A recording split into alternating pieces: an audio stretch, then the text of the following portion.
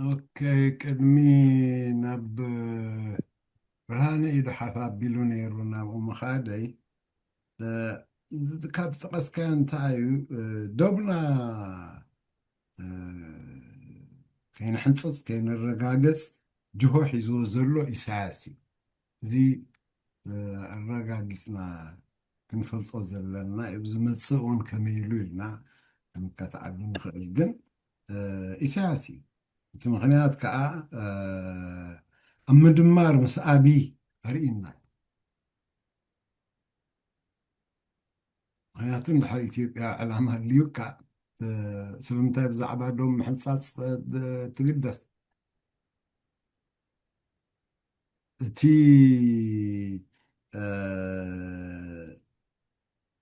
ፀረ ትግራይ ክኣቱ ዘልዓሎ ምክንያት ምስ ኣብይ ኮይኑ ወያኔ ናብ ኢትዮጵያ ምሕላፍ ስለ ዝኸልዎ እዩ ወያኔ ናብ ኢትዮጵያ ምሕላፍ ስለ ዝኸልዎ እዩ ነፃ ሃገር ኢኹም ሃገርካ ምራሕ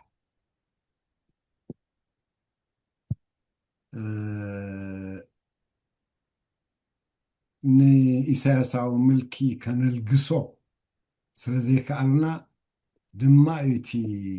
ናይ ደብ ሕቶ ክንምልሶ ዘይበቃዕና ስለዚ ዘይሩ ነዚ ምልኪ እዚ ከየልገስና ናይ ህዝብና ሰላም ናይ ህዝብና ምዕብልና ይኹን ናይ ደብ ሕቶ ሃገርና ክንምልስ ኣይክንበቃዕን ኢና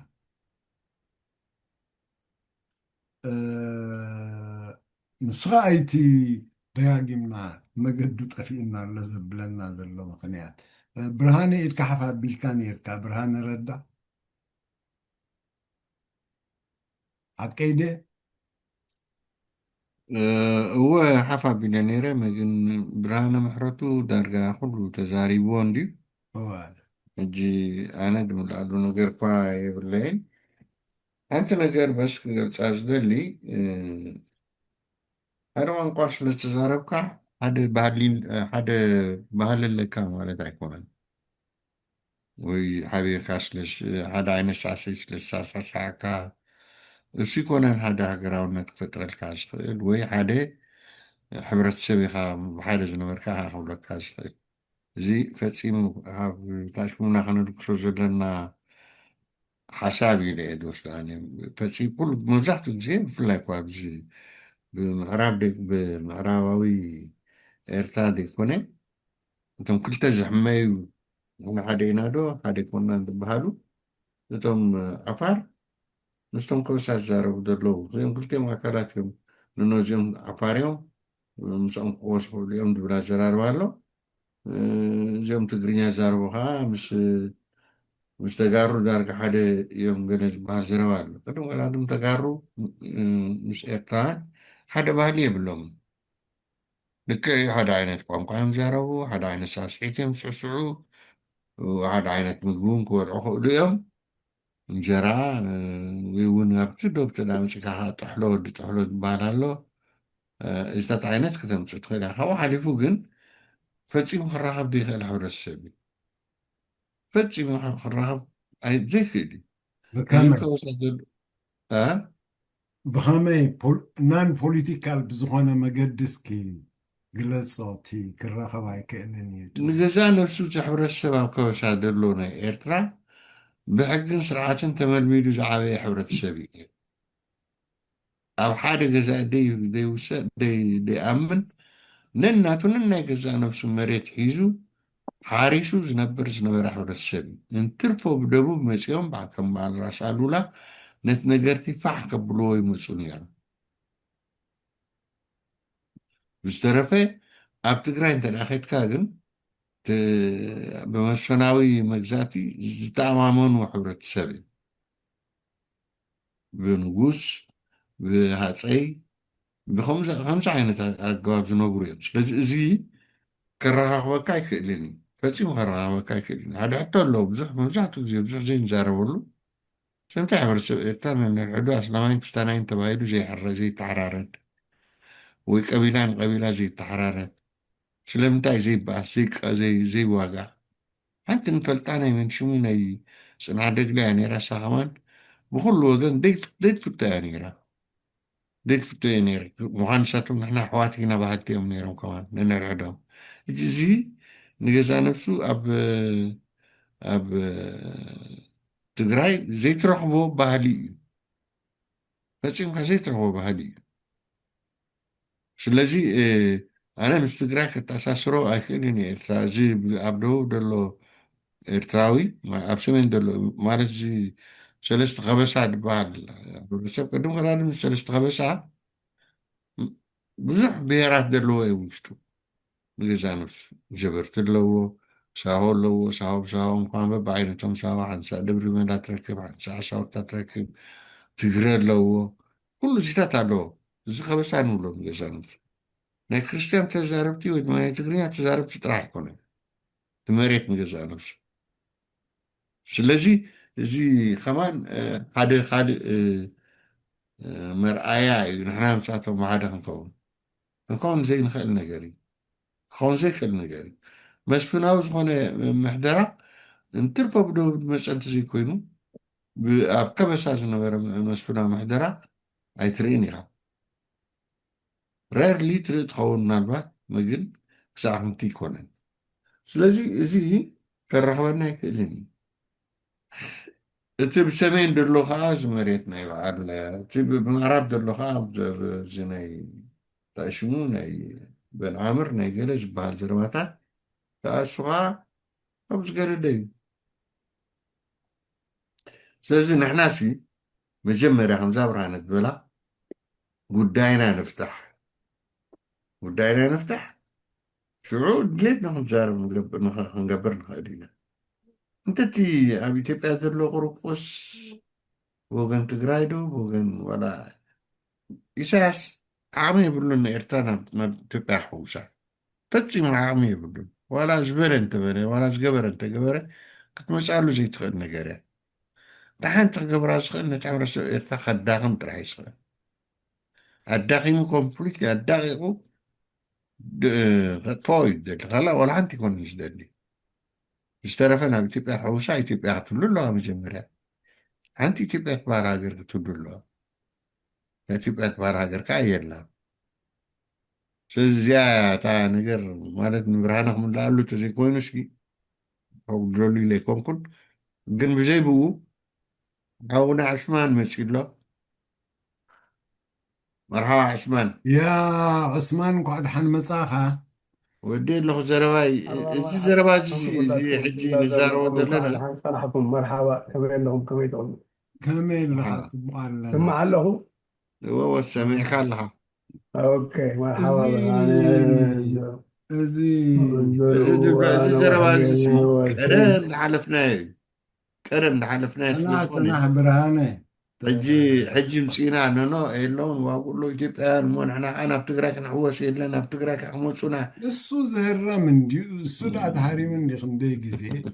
ስቴት خلاص እሞ እንድሕር ታሪሙ ሲ ከመርስ ተቐባን ክመፅእ የብሉን ሓንሳብ ንሕና ክልተ ናፃ ስቴትስ ብምቋም ሱዳን ይኹን ብኸበይብና ዘሎ ኩሉ ብጅቡቲ ይኹን ብኢትዮጵያ ይኹን ናፃ ስቴትስ ኮይነን እቲ ሕብረተሰባት ግን ከምዕብለሉ ብዝኽእል መገዲ ምስራሕ እዩ ተባሂሉ ግን ታታ ነገር ክትፈልጣ ዘለካ ዘርኡ መጀመርያ እሞ መሬትካ ኢኻ ትኹስትር ክውዳእልካ እሞ እዚኣ ከይደ ካብ እንድሓር መጀመርያ ምድሪ ቤትካ ኢኻ ትኹስትር ምድሪ ቤትካ ምስ ኩስተርካ ካልኦት ዝኩስተሩ ዝኩስተር ተለካ ሽዑ ብድሕሪኡ ትሪኦ ከመይ ክብለካ ዝደሊ ኦኬ ወዲ ኣለኹ ንሱ ደኣ እቲ ቀንዲ ሽግርና ህዝብና ስርሑ ከይሰርሕ እንቅፋቱ ኢሳያሳዊ ምልኪ እዩ ኢልና ዛዚምናዮ ኮይና ከመይ ኢልና ው ንበፅሕ እቲ ሽግርና ኢልና ሓንቲ ዝበልካዮ ነገር ግን ፈፂሙ ዘይራኸብ ሕብረተሰባት እዩ ዝበልካዮ ጌጋ እዩ ከመይ ኢሉ ክብለካ ከመይ ኢሉ ይዳወብ ካብ ዓፋር ደይብካ ንሳሆ مستخبسا زلو سايو يخون تقرينيا تزارابي ما يكلو زي بوغيركا مرب ناتختلكا ني زوادبو ويكا سراي مس تግራይ بمرب زفليلو كومي جيركا قصيلكا قحين مس تግራይ زفليلو مرب حيسكا قصيلكا خساب قاش مس تግራይ زفليلو ويمس إثيوبيا زفليلو زراخب حبرة سبات بكل مداياتو يراخب أنا عدي مستباي زبحالو ناي تግራይ عدي حنت ماي نستي مرب إذن زبلكا زلخ كلهم بهمو بحبار زنبرو حبرة سبات كابو زتبقسي بموسو زتحانسي زمدنا زلهم حبرة سبات يو سلازي فتصم زراخب يبرلون زبها لا يكون إذي خنمبر أبكلت هاجرات زنبرو هزبتات يوم نقصالي معبلنا نايت خوابي أنو إحنا خنحسب ندحر كوينا نقدم بأنا طرح زي كونه كلهم تنكالوت مرحتون أنو إحنا تحسبوا حسبتي كونون مرحتي يكونون ما انت سلت أنوم يم تقدموا خناتو سلام سفينو زي حبرة سبات زي موت أبان من قدن الناترة خبخ عبي أيفقدلون كوميلهم يوم تسريحهم تومنا أوروبا هاجراتكم زفلالي قانقو أزارو زنبرو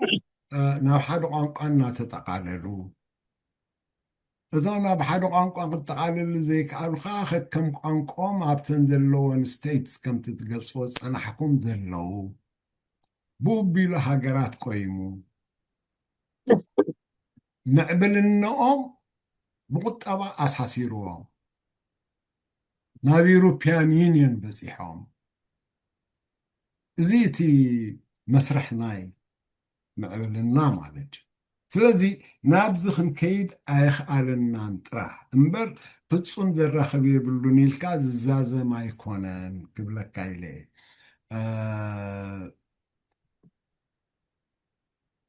اسكي ناب سيد كن كيد سيد هاتكيتو يزرلو ريتو يهب يلون مو تريتو اخبرنا نستر سوق انا استتحازي عندنا مجمرة نقولهم سلام كموها أستاذ عثمان قاد أحمد جاسي كم دا قدم تبهال نورت آخر أنا دا أم بسب سر خجي عينة يوم تولد لهم بز مثلا دولة يوهن دا أمبر بزعبانا إثيوبيا أخل زارب كوينا إتي طلبات نايتي بحبرتسب زبلو زلو ويكا ብሔረሰብ ዝብሎ ዘሎ ኦቶኖሚ ድዩ ኢንዲፔንደንስ ድዩ እንታይ እዩ መጀመርያ ዲፋይን ክኸውን ኣለዎ እስከር ምሽት ተረኺቡ ኢልካ ክትገማማዕ ከተብል ኢልካ ኣብ ከምኡታት ገምጋም ክትወድቕ ብጣዕሚ ኣሸጋሪ እዩ ምክንያቱ ማዕረ ክንደይ እዩ ትጋብ ኣብ መንጎኦም ዘሎ ከብል ኣለዎ ኮይኑ ድማኒ እንተ ደኣ ከምኡ ክኸውን ኮይኑ ድማኒ እንታይ ዓይነት ኢትዮጵያ ናይ ደገ ፀቕጣት ከምዛ እንተ ክበሃል ዝፀንሐ ብዙሕ ፀቕጣታት ኣለዋ ብዓብዪ ከማን ናይቲ ኣፍሪካን ዩኒዮን እንተ ደኣ ኣብ ከምኡ ነቀይ ትብል ኮይና እቲ ኣፍሪካን ዩኒዮን ካብኡ ሙቭ ክገብር ንዑ ብዙሕ ዓድታት ኣለዋ ዝጣምሞቶ ስለዚ ንኣቶም ሓንሳ ከምዚ ፈቲኻ ፀሊኻ ኣነ እዲኻ ትበሃል ዘረባ either we stand together or we fall together ዝብል ኣዘራርባን ክመፅእ ይኽእል እዩ الذي where does their interest lie بحثيرو كمان ولا تي دام غيرو مودلو ديو تي كل زغبرو زلو زمدنا مس دقه تي مريت ليز غبرو زلو how is it going to be مس federal government فاراريمكاس زي مسرتو ጸገም ናቱ ናይቲ ዝሓለፈ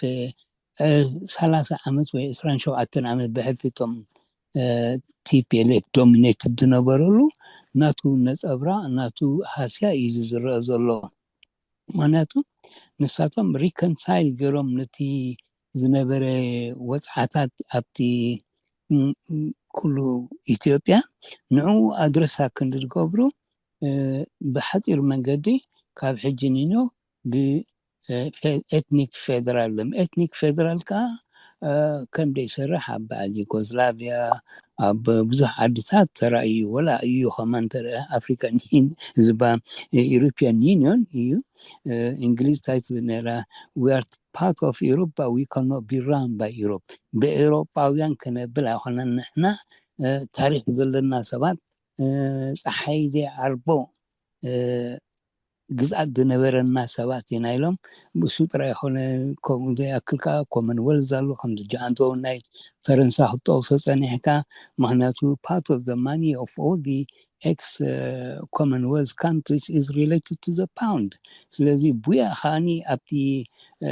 ኢኮኖሚያ ኣትያ ነይራ ዳ እምበር ኣብቲ ሞኔታሪ ዩኒየን ኣይኣተወትን ነይራ እንግሊዝ መጀመሪኡን መጠርሲኡ ከዓ እንታይ ኮይኑ an indecisive man regrets a decision እቲ 40 ዓመት ዝገብር ዝወሰዶ መድረክ ኣብ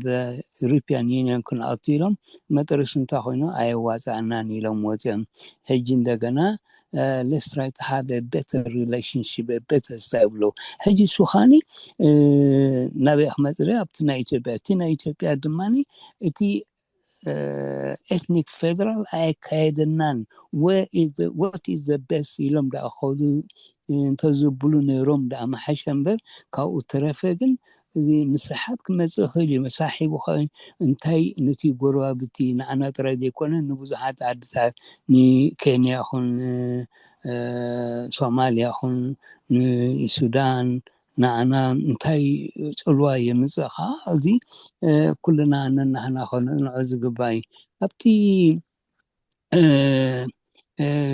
ቋንቋ ስለ ዝኾነ ዝበሎ ግን ካብቲ ብርሃነ ረዳኹን ሳዝ ብርሃነ ምሕረቱ ዝበልዎ ካብኡ ንላዕሊ ክውስኸሉ ዝኽእል ኣይመስለንን but the bottom line is are we inward looking ንሕናሲ ናይ ሰላም ይኹን ሓድነት ይኹን ሶቨረንቲ ናይ ኤርትራሲ ብናይ ጎረባብቲ ድያ ትዕቀን ወይስ ኢንተርናል ክንቃለስ ከለና እዚ ኩሉ ኣብ ግምት ደእቲና ኣይመፀናን ነርናና እቲ ውግእ ምስ ተወድአ እውን ኣብ መጠርሱ ኣብ 89 ኣብ ዝገበሩ ኣብ ሜዳ ፀብፃብ እቲ ውግእ ኣብቅዕዩ ሕጂ ኣብዚ ስሮ ከምዚ ስፒትን ዲስታንስ ያደላ ኣስመራ ምእታውና ኣይተርፈናን እዩ ካብ ሕጂ ንኒኦ ብምንታይ መፀና ኸውን ፀገም ኢሎም ከዓ ገምጋም ገይሮም እዮም ገምጋም ገብሩ ከለዉ ሃኒ ብሱዳን ክመፅእ ኣይክእል ምክንያቱ ኤክስፓንሽኒስት ዝኾነ ፊሎዞፊ የብላን ሱዳን ናይ መሬት ህርፋን ናይ ምግባእ መሬት የብላን ፀገም እንታይ ደኣኒ ብኢትዮጵያ so they knew from day one ንፈልጥ ነና ኢና ካብ day one ኣትሒዝና ምስ ኢትዮጵያ بحلف مستقارو تماني تي كم دي انت امدوزي is marriage of convenience نيرو ما ترسو دمان تا خوينو كم دي يابت اي فندادو لو محرا كساح جنسو مستسكوسن عنا سلام كلينا ناي مننت كلولو امتلنا ناي بردر كلولو امتلنا نبعدنا خمان نتي عدنا بسلام ب development بحدنتنا حمان نخندلدل زعبي انقفاز كوين الله سلازي إذن إثيوبيا is not easy كتصنعن كنمارا مرون زقبانا يبل أني الله Thank you سعيد thank you ياسين ካብ ስራሕ ነፃ እንተኮይንካ ተበሪእቶ ኣለካ ዶ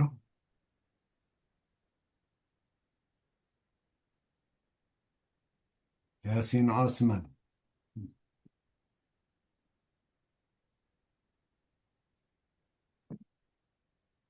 كأس ريفايز قبر الله مسلم ما يزحل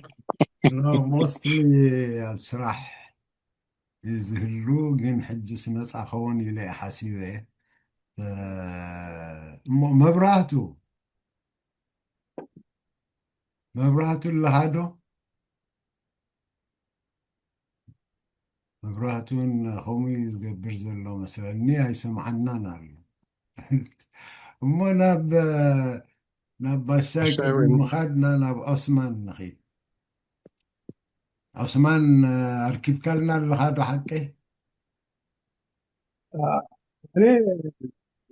باشا انت بك حيش مقنع تقعد الاسره لنا مرة بوصل اللي تخطات ولا أنا باشاي أبتي مزازمي مع صوغ جزع ريش تخبرنا حسيباني رسو باشاي اللي هادو ኣለኹ ግን ቀፅል በሎን ዑስማን ድሓን ምክንያቱ ፍልጥ እያ እታ ርእስቲ ዘላ دحري لي مصي أي تخطاتلكم سلسلة ወል ኦኬ ኣነ እንታይ ክብል ዘድሊ እቲ ርእስቲ ዝገብረልና ፅልዋ ናይ ኢትዮጵያ ኩነታት እንድዩ واي ኣይኮነን ናይ ኢትዮጵያ ናይ ሙሉእ ዓለም ለውጢ ዝካየድ እውን ፅልዋ ከም ዝገብረልና ፍሉጥ እዩ ምክንያቱ ሕጂ ዓለም ኣዝያ እናተቀራረበት እያ ትኸይድ ዘላ ማለት እዩ ሕጂ እቲ ትቀራረበሉ ዘላ ድማኒ ክንሪኦ ከለና ብኤትኖክራሲ ዘይኮነስ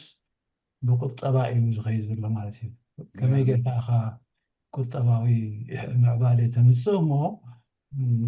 ኢንፍራስትራክቸር ንዕኡ ዝኸውን ሱፐርስትራክቸር ፈጢሩ ብሰላም ክንነብረሉ ንኽእል መንገዲ ከመይ ይፍጠር እዩ እቲ ፖዚቲቭሊ ክንሪኦ ዘለና ማለት እዩ ባይ ኮሄርሽን ኣይኮነን ግን ሓድነት ትመፅእ ከምዚ ክትብልዎ ፀና ብግደዳ ኣይኮነን ማለት ከምዚ ክትብልዎ ፀናሕኩም ብድልየት ናይቲ ነፍሲ ወከፍ ከም ሃገር ተቆፂሩ ዘሎ ብድልየቱ ብድልየት ህዝቢ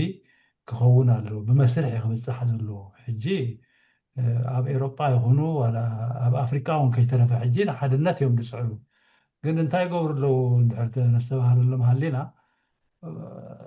ነንሓድሕዱ እውን ዋጋ ኣሎ እቲ ህዝቢ ማለት እዩ ኣትሊስት ቴዎሬቲካሊ ንሳውዝ ኣፍሪካ ሕጂ ዳርጋ ኣፍሪቃውያን ዝፀልእዎ ኣለዉ ስለምንታይ እንድሕር ኢልና ነቲ መስርሕ ናይ ሓድነት ኣፍሪቃውያን ንባዕሎም ዓንቀፍቲ ኮይኖም መፅኦም ኣለዉ ማለት እዩ ንሳቶም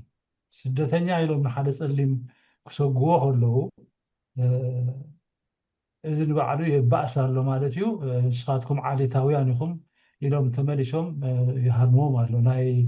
ማሌማ ስፒች እንድሕር ሰሚዕኩሞ ሕጂ ከምኡ እዩ ዘመልክት ማለት እዩ ንሕና ምስ ኢትዮጵያ ንኹኑ ከምዚ ክትብሎ ፅናዕኩም ዋላ ምስ ተጋሩ ዋላ ምስ ዝኾነ ሱዳናውያን ኮሎኒያሊዝም እንተዘይህሉ ነይሩ ካልእ ኣገባብ ክላሲካል ምዕባለ መመፀ ነይሩ ማለት እዩ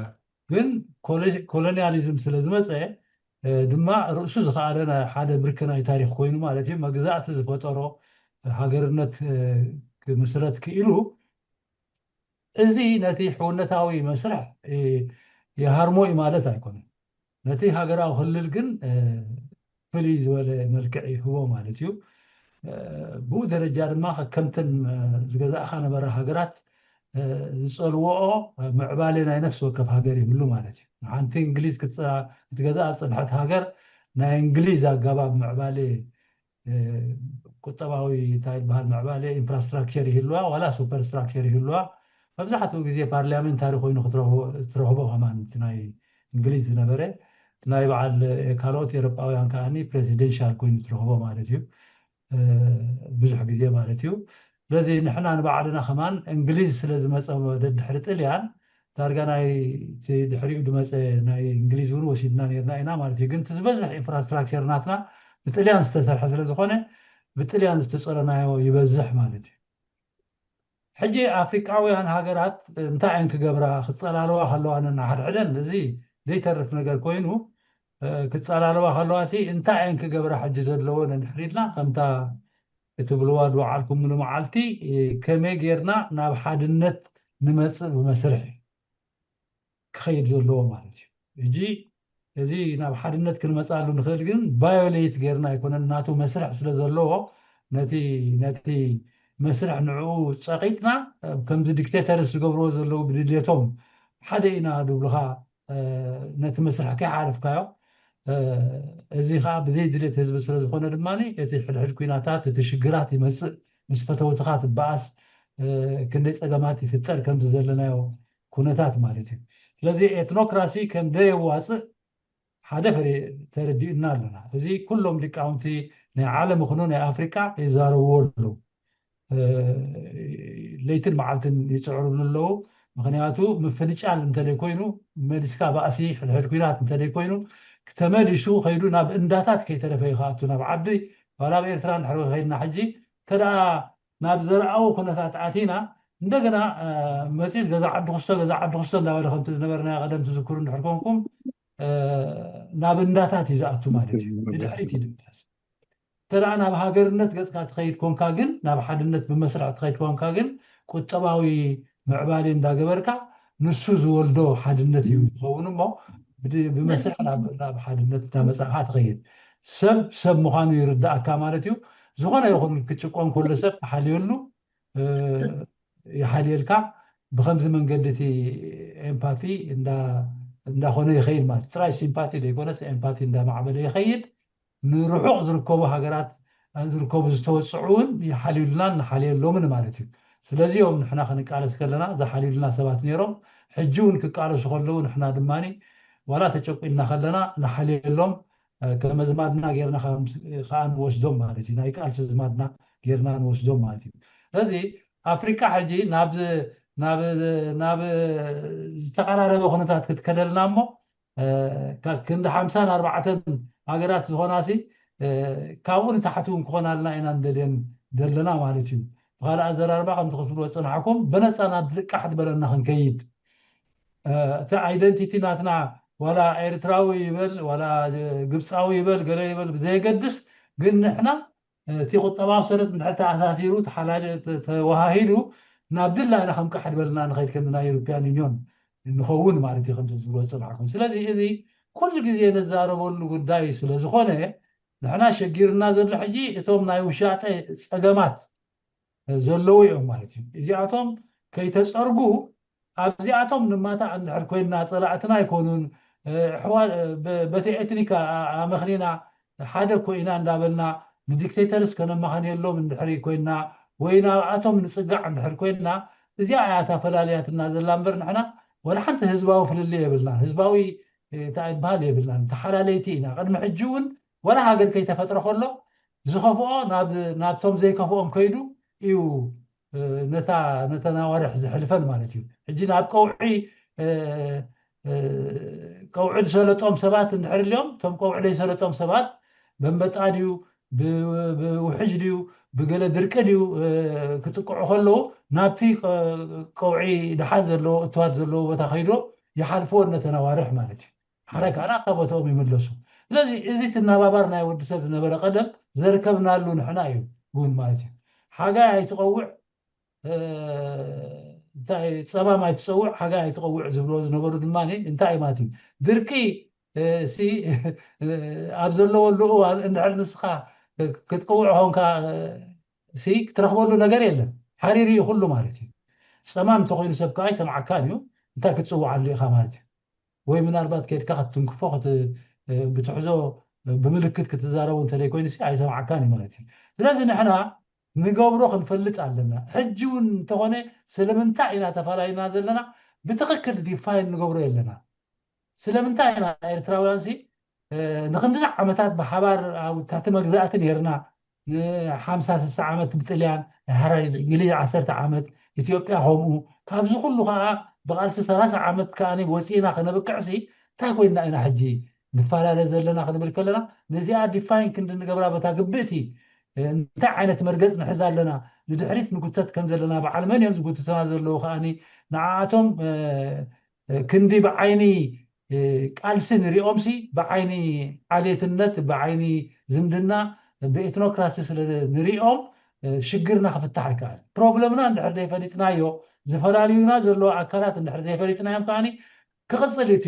ሽግር ማለት እዩ ወላ ሓንቲ ፍታሕ ክነምፅእ ኣይንኽእል ኢና እንተ ደኣ ፈሊጥናዮም ግን ንሕና መን እዩ ናብ ዝኩሉ ሰዓት ንብሎ ማለት እዩ መን እዩ ናብቲ ዲክቴተር ክለግብ ዝደሊ ዘሎ ዕድሚኡ ከናውሓሉ ዝደሊ ዘሎ መን እዩ ምስ ኢትዮጵያ ኣብ ደይ ሰዓቱ ሓድነት ዝጠልብ ዘሎ ሓደ እንዲና እንዳበለ ዝኸይድ ዘሎ መን እዩ ኤትኖክራሲ ከማዕብል ዝደሊ ዘሎ ንሕና እኮ ኣሕዋት ኢና እንዳለ ንሃገርነት ዝጥሕስ ዘሎ ንኮሎኒያሊዝም ዝጥሕስ ዘሎ ሕጂ ኣብዚኣ ዘላ እንታይ ወይ ንኮሎኒያሊዝም ንቕበላ እሞ ነታ ታሪክ ዘምፅኣታ ኮሎኒያሊዝም ንቕበላ እሞ ንሳ ንዓ ገጢምዋ ዘሎ ፀገማት ከዓኒ እቲ ዝተፈላለየ ሸነኻት ናይ ፕሮክሲ ወርስ ዝመፅእ ዘሎ ዝተፈላለየ ናይ ዲክቴተርሽፕ ኔዮ ኮሎኒያሊዝም ዝመፅእ ዘሎ ነዚኦም ኩሎም ደቀቕትታት ከዓ ፈሊጥና ሽዑ እዚኦም የሳቂዩና ኣለዉ ካብዚኦም ከመይ ጌርና ኢና ሓራ ንወፅእ ኢትዮጵያዊ ድሕሸኒ ወላ ኣሜሪካዊ ንኢትዮጵያ እታሊሉ ክገዝኣኒ እዚ ክንፈትሖ ኣለና ኣነ ኢትዮጵያዊ ምስ ኢትዮጵያ ዘለውኒ ሽግር ክፈትሖ ይሕሸኒ ምስ ትግራይ ዘለኒ ሽግር ክፈትሖ ይሕሸኒ ካብ ንዓኣቶም ገዚእዎም ንሱ ወይ ንዓይ ገዚኡ ነቲ ኮሎኒያል እንታይ ድበሃል ኤክስፓንሽኒስት ዝኾነ ስርዓታት ብሰበይ ገይሩ ምሳር ገረብ ባሕላ ብዝበሃል መንገዲ ገይሩ ክፃወተለይ ከሎ ነዚ ዋዓንታ ነናሓድሕድና ኮዩ ዘባእሰና ዘሎ ከምዚ ገይሩ ተባሂልናሲ ነቲ ምስጢር ክንፈልጦ ይግባአና ንሕና ማለት እዩ ስለዚ እታ ሽግር ምሳና ኣላ እታ ፍታሕ እውን ምሳና እያ ዘላ ኣብ ገዛና እያ ዘላ ክንሪኣ ኣለና መን ዝፃወተልና ኣሎ እዚ ንሪኦ ዘለና ናይ ሚድሊስቶ ፖለቲካት ሕጂ ተማቒልና ምሽ ንመዝኖ ኣለና ገሌና ፕሮ ኢራን ንኸውን ገሌና ፕሮ ፍልስጥም ንኸውን ገሌና ፕሮ እስራኤል ንኸውን በዓል ትራምፕ ድማ ከመይ ገይሮም ዝፃወተልና ኣለዉ ሓንሳብ ምስ እስራኤል ከም ተባእሱ መሲሎምሲ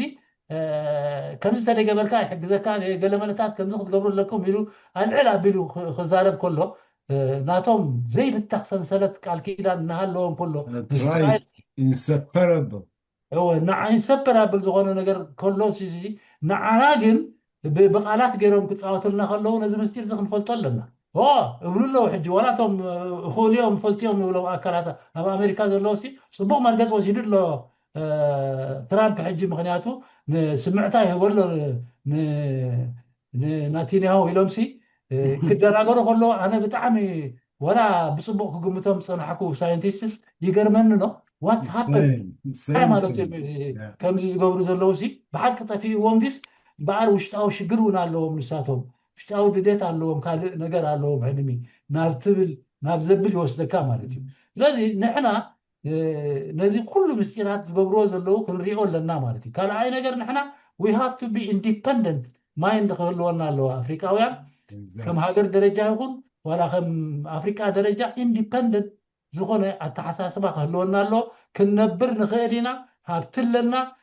ሰባት ሊቃውንቲ ኣለውና ተደኣ ሽግርና ክንፈጥር ክኢልና ክንነብር ንኽእል ኢና ንሕና ዝደልየና እምበር ንሕና ንደልዮ ኣካል የለን ኣብ ዓለም ክሳብ ሕጂ ኣብ ዝረኣናዮ ታሪክ ንዓና ዝሃድኑና እምበር ንሕና ከይድና ዝሃድናዮም የለውን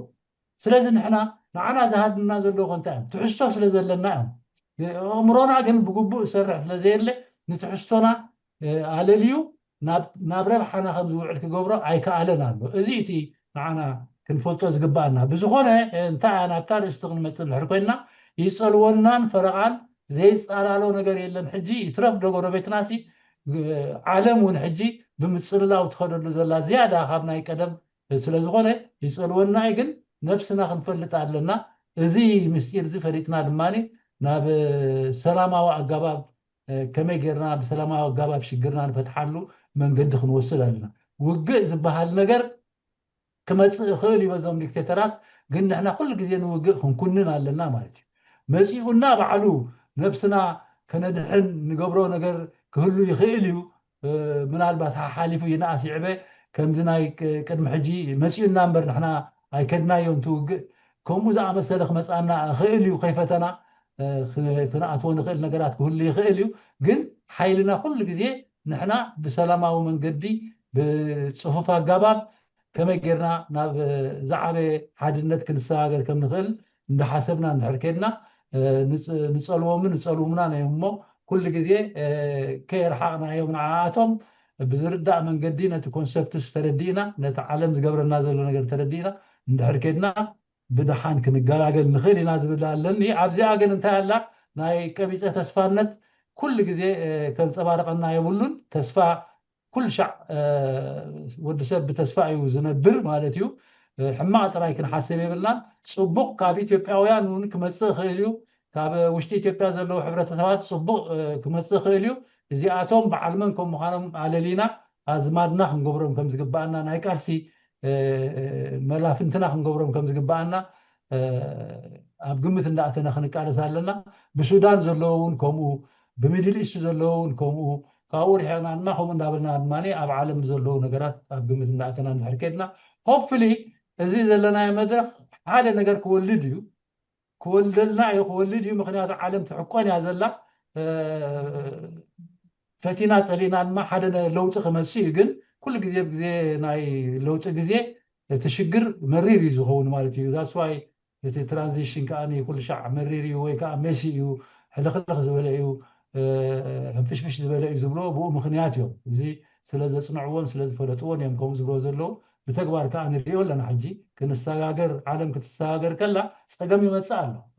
بلدي فتينا صلينا لوطي ناي لوط مدرخ بس إحنا لنا مرير مخانو تقبلنا بفلتأتن بصنعاتن بتسفان كنقالس لنا مخنياتو من سينا ورشو زلو قباب كالسي لك ريدان دان تزخوني خنتن احنا قدم نقاقيو نبرنا يقاقي زلو انتو يميني برهاني محرتو اللي تتكف نبره يقاقل له سلمنتاي نحنا خقاقه خلو دماني منالبات انتخيلنا عقم انتلينا خيدنا نعو قاقه خمزلو فنردوه انت واحد دما اتي نكبل ساعاتات كا بزعبو ناب قمت ندعتنا يقاقه خمزلو زي سقل كان فعي كم دي واس نحنا خندي عقب دي تردي نحنا نبعلنا فعي كنبل مزدي تردانا مع اكلات الناس تزامدنا كندي حدقات توريدنا هنا كندي صقم اب نفسنا امسينا هنا فوتوتنا زمسلنا زنبورو صلعتنا خوينا مسلو እዚ ከዓ ደቂቕ መፅናዕቲ ስለ ዘይንወስድ ዝነበርና በቲ ዝነበረና ኢንፎርሜሽን ውሕድ ስለ ዝነበረ ብኡ ተማሪኽና ንኸይድ ስለ ዝነበርና ሕጂ ግን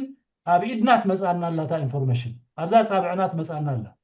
ሕጂ ንዓ ምምማይ ጥራይ ዘድልየና ማለት እዩ ምስ ብፅወትና ከምዚ ሕጂ ተኣኪብናያ ዘለና እንታይ እዚኣ ከምዚኣ ትበሃል ዘላ ሓቅነት ኣለዋ ድዩ ከመይ እዩ እዚኦም ዘንፈስዎ እዩ እዚኦም ዘንፈስዎ እዩ እዚኦም ከም ዝኣመሰሉ እዮም ኢልና ትእስስራቱ ኩሉ ተንቲና ተረዳዲእና عقل دا جبرنا نحرف نكيد كيلنا من البات نحنا أين نركبون له تيجي قصد ورودجن من صاف كركب غير حدا تطح من صاف كركب غير تزاي كوين جن حدا يمسهم ما صيلو نعونة تعالوا نعرفنا حدا يمسهم نعونة تعالوا نعرفنا حدا يمسهم نعونة تعالوا نعرفنا تيفوزو ناي سبورتي كولمزي this is ناي كنت طبعا مع بالي ناي ودسب حدنا تجبرن زي جبرن قداي بوليتيكا سلزقونه البوليتيكا كم سبورت خلوص زي بالله سبورت كم تريبو زلهم مالتي لازم تي بوليتيكا جن رؤوس على عود فلتات سلزقونه توم زمصنا حيالان سبات نبلهم كمان سقينا كنفانهم يبلنا تزقبع حتوخن حتى مالنا بخبرات تزمسل حتى تشجيرنا زلو حتى نمنتعم كزاربو حدا نقدر تزاربو مزاربو زلو كنغرغرو مالنا تزي كويلو نريو لنا تاريخ حزب إرتراسي قريصهم كزاربو خلو نريو مالنا بونيوم سي 10 عامات 15 عامات غونيوم كزاربو نحركوينهم نتاريخ حزب إرترا ويسورا إرترا كما يقرنا بنصا نقدفهم تاي مالت كايو قدمي زنبره ነገር ከ ስለዚህ ተሓባካሪ ስለዚህ ተማሃርኩም ሞዲኹም ስለዚህ ትፈልጦ ዲኻ ኢልና ክንውጥሮም ክንበቃ ኣለና ከምዚ ብደቂቕ ደረጃ ንሕሪ ኣብነና ሓድሕድና ክንዋሳእ ዘይክኢልና ደን ታሪክ ንድሕሪ ተሓቢኣትካ ሮንግ ፍታሕኻ ከተምፅእ ትኽእል ማለት እዩ ጭርምራም ዝኾነ ትሕዝቶ ሒዝካ እንድሕር ከድካ ብዘይ ብኡ ኸማን ብምሉእ ፈሊጥካዮ ኸማን ድሽግረካስ ብኸፊል ብኡን ፈረቑን ፈሊጥካዮ ዳ እሞ ዝገደደ ፀገም ኢኻ ክትኣቱ ትኽእል ማለት እዩ كابزن العلي كي نوح منتي ناب عثمان تحالفكم ويكم تزمدب كايو ادمي ناب خادي كل حسابون سنا عمرون إذا أخي تبلنم برك حتى كاز دلنا قرار كل جديد يشجرني حزبنا naturally ኢንተሊጀንት እዩ ብትምክሕቲ ዘይኮነ በቲ ዘዕብየና ቅድሚ ትምህርቲ ቀሲምና ነገራት ምርዳእና እቲ ሕብረተሰብና ክሳዕ ክንደይ ኢንተሊጀንት ምዃኑ ክሳዕ ክንደይ መሃዚ ምዃኑ ንፈልጦ ሕብረተሰብ ኣብ ርእሲኡ ብዙሓት ዝተማህሩ ምሁራትን ሰብ ሞያን ዘፍረየ ሕብረተሰብ እንታይ እዩ እዚ ተዋሂዱ ከስርሐና ዘይክእል ነቲ ኢንተሊጀንስ እቲ ብክልቲኡ ዝመፀ ማለት እዩ ብትምህርትን ብናቹራሊ ኢንተሊጀንት ሕብረተሰብን which ባይቶታቱ ከመሓድር ዝኽእል መነባብርኡ ዝገብር ሕግታት ዘውፅእ ሓደ ዓዲ ኣንፃር እቲ ሓደ ዓዲ ዘይትስኣሉ ወይ ሓደ ቀቢላ ኣንፃር እቲ ካልእ ቀቢላ ዘይትስኣሉ ዘይዋጋኣሉ ምክንያቱ በቢቦትኡን በቢደረጅኡን ሓቢሩ ናይ ምንባር ኢንተሊጀንስ ስለዘጥረየ ስለዘለዎ ክነሱ እንታይ እቲ ቀንዲ ዕንቅፋት ኣብዚ ከብፅሓና ዘይከኣለ ግምቶ ትኽእል ወይ ክትብሎ ትኽእል ኣሎ ኣብዚ ደረጃ ዝኸብፅሓና ዝኸኣለ እወ ካብዚ ኩነታት እዚ ናይ ምውፃእ ዓቕሚ ክነጥሪ ዘይከኣልና ኣብዚ ዘብፅሓና እቶም ትምክሕታውያን ሰበስልጣን ወይ ከዓ በዓል ስልጣን ዝሃንደሶ ዘተግብሩ ተኣሳሲሩ ኣብዚ በፂሕና ኣለና ታሪክ ናይቲ ዝበልካዮ ቅድም እውን ሱር ሰዲዱን ናዕበየ ዝመፀ ስለ ዝኾነ ግን ኣብ መፍትሒኡ ክንርኢ ከለና እዚ ከምዝኣመሰለ ብደረጅኡ ምዕቡል ሕብረተሰብ ሓደ መፍትሒ ክገብር ዘይከኣለና ምክንያት እንታይ እንታይ እቲ ቀንዲ እቲ ክስታይ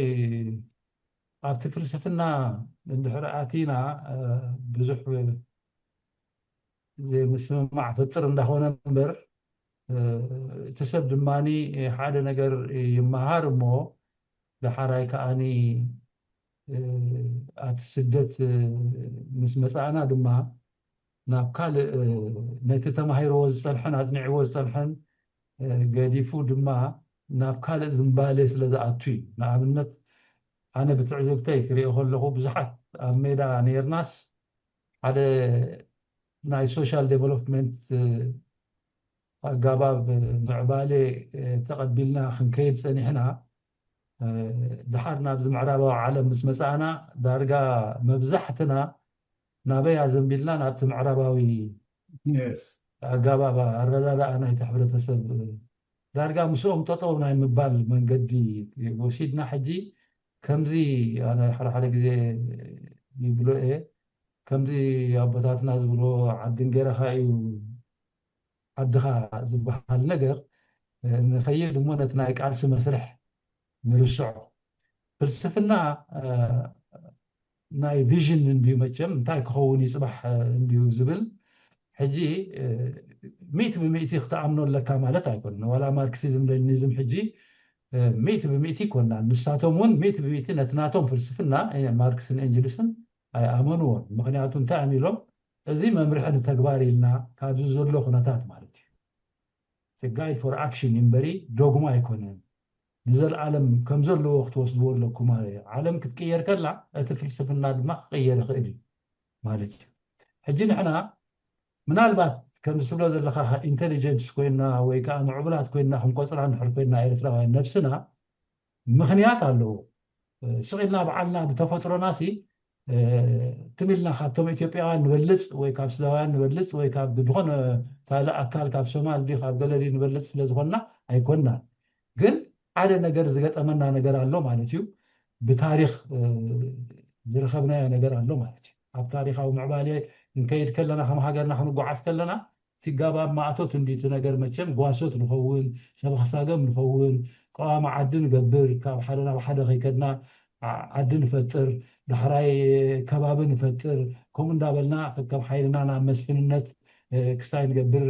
حالفتنا نقبر كم نقبر مالتي حجي نبعسينا قدمو نكو حجي حجرنا حجر دوبيلنا نبعسلنا قدم عدنا عدغا دوبيلنا نبعسينا مخنياتو يدفو خاتياتهم سعر دليوم ويقال دليوم دفوها وينات كاز نبره مسيوم او خوفي بلو دحر ندلكنا نزن كبتنا سلازقمنا سايزي اخنا حلفاينا لم مسخامو دحر كوفي لهم على بغتتا كزارب دحر كوين عجا عندنا عد شرفوتات بحال مش عد حيوت بحال ابزا عندنا اتا سيغرغو ناسنا ينيرو تمريت ابا مسيوم اتي تقاشكت دورز بحال بوتالو حجي ابو نبر نابل علوم كوبتوم سي ابا مسيوم كوف كبلو دجم ابزي اقدا افقدلنا يلوم ونتي بونا مالتي حجي نغزي ناغل ملتات قديلهم حجي نسو دماني كنز حيو بحال انديز حيو ملمان حيو بحال نقر مشان هو ذا اكل يوم عد حيو يلوم ما تازروا عند على ثقالات كساي كوي نمبر حيو يلوم لمينهم ستخوي بلوم عينتي እዞም በዛ ሓንቲ ሸነኽ ዘለዉ ድማ ዓዲ ፅንዓይ ዝበሃሉ ኣለዉ ሕጂ ካበና ንላዓሊ ዝበዝሑ ኮይኖም ማለት እዩ ንሳቶም ሕጂ በዚ ዓዲ ፈለስቲ ገለ መሊኦም ነይሮም ካብኡ መፂኦም ማሰቶም ከዓ ከምኣ ዓይነቱ ገይሮም ኣብዚኣ እንዶ ግዳ ክንከውን ንግዚኡ ገለ መለገለ ኢሎም ሕራይ ወሊልዎም ድሓር ኪዱባ ተበሎም ሕራይ ኢሎም ምፅባሕ እንዳበሉ እንዳፀንዑ ስለ ዝኸዱ እንዳበዝሑ ከዓ ሃበና ከይዶም ማለት እዩ ድሓር ዓዲ ፅንዓይ ኢሉ ፀኒዖም كوب سلزبولو مالتي تي مريت قفيح يديرو شو مالتي بزح ون كسايا قبرو لنا مغنياتو زاكل مريت نير شو دحراي الناس اوز غير حزب مسبزاي حجتي نايدوب باسي قدمو نيري جن حدا غزي خطريو خلخا اتوم ناي قدم ابوتات ناسي حدا غرم زبلكا انتاي كما يروم نتز نبره دارغا بدي اتلات فتحو نيرو وحدي تقتلت مكتتال لمص نبرسي وحد نيرو وانا شحتهم فتحوا زخالوسي نحنا دعتي حجي زياده ما تمهار مسكله حزبسي حنسا اب ستيت اوف كونفيوجن اتوكاي سلامنتاي بسلام زين فتحوا زي ناي هاجر دمص زله بافريكا سي كندزو كنات يديو ديو الكا يغرمكا انا حراي نمنتاي انا حجي مس اثيوبيا ساعه كندز اكل كوينات نغبرسي سلامنتاي ابوتاتنا عدنا عد كن زخدتهم كلهم زيرهم نفتحس انا نمنتاي انا خنتي دحر نصارالو خينا دحري حدادا ورختب زلنا خوينو دحر ساعه موسوق يترفن باقاح خوين ناسي هاجرات تفطيرن كم زخنا خلواسي سلامنتاي انا خنش كنبلو زين خل دحرينا حجي اتس بروبلم من بقري ديتو عيات سبات اللونا اكزاكتلي ديتو عيات سبات ندحر اليومنا كمي غيرنا انا نزوم ديتو عيات سبات نلليوم كلاتنا حبيرناتهم እቶም ተወሲዕና ዘለና ሕጂ ሓድነት ክንገብር የድልየና ምክንያቱ ንሳቶም እቶም ተወሲዕና ሰባት ሓድነት ከይንገብር እዮም ብፅዑ ሕጂ ንሕና እቶም ተወሲዕና ሰባት ሓድነት እንድሕር ጌርና ነዚኣቶም እንድሕር ፈሊጥናዮም ነዚኣቶም ሕጂ ኣብ ቦታና ዘሎ ክነግዕዞም እሳታ ዓንተወይ ብርሃነ ረዳውን ጠቂስዋ ነበረ ምድር ቤትና ኩሉ ሻዕ ንዛረበሉ ኮይኑሲ አንተወይ ከማን ጠቂስዋ ነይሩ ምድር ቤትና ክንኩስር ኣለና ትብል እያ ማለት እዩ ሕጂ እታ ምድር ቤትና ምኩስታር very important here እዚኦም እዮም ሽግር ዝፈጥሩልና ዘለው ነቶም ውፅዓት ከም ዝከፋፈሉ እንዳገቡ ንሕና ሕጂ ክንዲ ምስኦም ንበኣሲ ምስቲ ውፅዕ ከማና ዝኣመሰለ ንበኣስ ማለት እዩ ኣብታ ገዛና ከለና ማለት እዩ ምስ ሓወኻ ሕጂ ሲ ሓወኻ ህዝባዊ ግንባር ተሰሊፉ እታ ሓደኻ ኣብ ተሓ ተሰሊፉስ ብጥይት ክትተኣታተስ እንታይ ክበሃልካ እዚ ንወይን ዓይነቱ قال عينة كوي قال حمامسي حميم كان لخمرتك في الدكتاتورة حمامسي كما يقولون بجزاها وشاكها أتيو كم بخشتنا كان كل عارفي ذكر من جراس لازخانة نزخنا اللي يقبعنا الذي human development كم سرعة انت تردنا يون كوشاكنا جميرنا عن دحر نتيجة صلاحنا نحسيا زي قبرلنا نحسيا عين قبرلنا أنا إساياس صعبتون نحسيا نقبر لهم زبلن نسب صلاعي ياسي تودي عنك إذن حديت الشيء مدير بيتك مخسر مات ويكم اللسان فمليشو ملو بملو كقالس الله صبو سناي مغنياتون حنا እንድሕር ኣግዲፍናዮ ነቶም ወሲዱልና ዘሎ ኢና ንዕወት ሕጂ ንሶም ክነግድፎ ተደሊክኢልና ግን ንሱ ክቕፅል እዩ ማለት እዩ ወላ ንሱ ተመጠት ሲስተም ክቕፅል እዩ ማለት እዩ ክሳቀይ ተሪፉ ዘሎ ህዝቢ ማለት እዩ ስለዚ እቶም ተመሊሶም ዘለዎ ኣካላት ሙሉእ ብሙሉእ ደኣ ክምለሱ ኣለዎም ፀላኢኦም ከም ምዃኑ ምስ ኣሕዋቶም ከም ዘባእሶም ክንደይ ሽግር ዝኩሉ ደም ዝፈሰሰ ብሰንኩ ንዓኣቶም ከዓ ተዘናጊሮም ኣብ ፀገም ከም ዘእተዎም ከም ምዃነ ተረዲኦም ምሳና ጠጠው ክብሉ ኣለዎም ማለት ምስቲ ውፅዕ ህዝቢ ሲ ኮታ ጠጠው ክብሉ ኣለዎ ምክንያቱ ምሳና ክንብል ከለና ከማን ምናልባት ንሕና ከማን ምምርማር ድልየና ኸውን ነናሓድሕድና ግን ማለት ተዓራቂ ዝኾነ ግርጭት ስለ ዝኾነ እምበር ጌጋ ብዘይ ጌጋ ክንሓልፍ ኣይንኽእል ኢና ግን ከምዚ ተባሂልና ትናትና ሪኮንሳይልድ ክኸውን ዝኽእል ነገር እዩ ንሕና ዘብለኒ ዘሎ ማለት እዩ ንሕና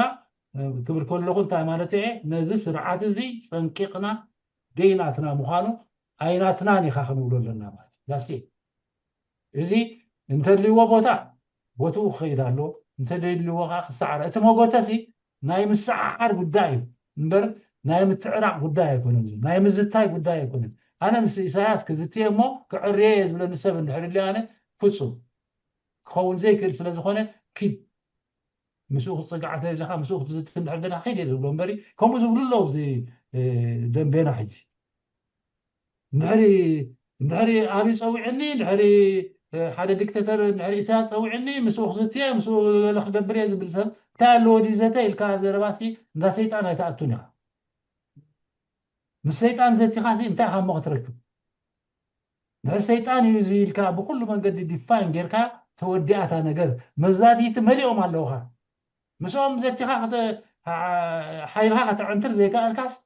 ለቨሬጅ ዘይብልካ ሓይሊ ዘይብልካስ ንስኻ ድኹም ሰብሲ ምስ ሓደ ሰይጣን ከይድካስ ንዕኡ ክትረትዖ ኢልካ ትሓስብ ንዕኡ ወይ ከዓ ናብ ዘተ ክተምፅኦ እንካን ሃባን ክትበሃል ኢልካ ትሓስብ እዚ ዘይከውን ነገራት እዩ ስለዚ ንሕና ምስመን ንዝቲ ምስመን ንማጎት ክንፈልጥ ኣለና መጎታት ኮይኑ ብምርትታዕ እዩ ክክሕስ ኣለዎ ብምንታይ ዝክሕስ እቲ ቤት ፍርዲ ዝበሎ ክኸውን እዩ ማለት እዩ ምዝታይ ተኮይኑ ድማኒ ምስ ከማኻ ዝኣመሰለ ተዓራቂ ግርጭት ዘለዎ ፍልሊ ግን ዘለዎ ዲፈረንስ ዘለዎ እሞ ኣብ ፀገም ናይ ሓባር ፀገም ግን ብሓባር ምሳኻ ክመፅእ ዝኽእል ማለት እዩ ናይ ሓባር ፀገም እንዲ ዘለና ስለዚ ንሕና ሕጂ ብሓባር ክንከውን ንኽእል ኢና ድሓራይ ግን ፐፓርትና ጌርና ፐፓርትካ ምህላው ማለት እንታይ ማለት እዩ ነዚ ዓድናስ ከምዚ ተገበርክዋ እያ ፅብቕቲ ትኸውን ነዚ ዓድናስ ነዚ ሃገርናስ ብከምዚ መንገዲ ተወሰድክዋ ብከምዚ ቁጠባዊ መንገዲ ብከምዚ ሶሻላዊ መንገዲ ብከምዚ ትካላት ተወሰድክዋ እሱ እቲ ውድድር ናይ ማልታይ ፓርቲ ሲስተም ዝበሃል ኣይንፀልኦ ኢና ዝበሃል ብኡ ኢና ብዙሓት ከለናስ ሓድነት ግን ኣለና ክንትንከፍ ከለና ግን ሓደ ንኸውን ማለት እዩ እዚ እቲ እቶም ብፅጉሙና ግን ከምዛ ኩሉ ሻዕ ንብላ ዘለና ኣብኣስ ኮንሲስተንት ንኹን ጠጠው ንበል ዝከብኣ ሽዑ እቲ ሪዛልት ክንሪኦ ማለት እዩ ጠጠው እኮ ይበልና ክሳብ ሕጂ እዚ ኣብ ሓንቲ ጠጠው ኣይበልና እዚ እቲ ፀገምናትና ዘሎ ማለት እዩ ጠጠው ንበል ቶም ፅጉማት ኢና ንብል ዘለና ቶም ተወፂዕና ኢና ንብል ዘለና ጠጠው ንበል ነቶም ወፃዓትና ድማኒ ዓበይቲ ይኹኑ ንኣሽቱ ኔትዎርኪንግ ገይሮም ስለ ዝኾኑ ከም ሲስተም ንረዳእ እዩ ከም ሲስተም ከም ስርዓት ኢና ክንርድኦም ዘለና እምበሪ ከም ውልቀ ሰብ ኢሳያስ ከም ሓደ ትራምፕ ከም ሓደ ገለ ጌርና ኣይኮንና ንሪኦም ዘለና ከም ሲስተም እንድሕር ተረዲናዮ እታ መንገዲ ክፍቲ ክትከውን እያ ንዓ ግን ከመይ ጌርና ኮንሲስተንትሊ ጠጠው ክንብለላ ንኽእል ማለት እዩ ስለዘይኮይኑ እቲ ናትና ዝበልካዮ ናቹራል ፍልጠት ብባህርያትና በላሕቲ ስለ ዝኾንና ኣይኮንናን ካብ ምስ ተፈጠርናስ ኣመፃፅኣና ዝሃነፆ እንድዩ እዎ ኣመፃፅኣና ዝሃነፆ እቲ ተዓባብያና ምስ ተፈጠርናስ እቲ መስርሕ ተዓባብያና ዝወለዶ ፍልጠት እዩ ዘለና ማለት እዩ እሱ እቲ ናትና ኢንቴሊጀንስ ማለት እምበር ማለት ብባህርያትና ካብቶም ካልኦት ሰባት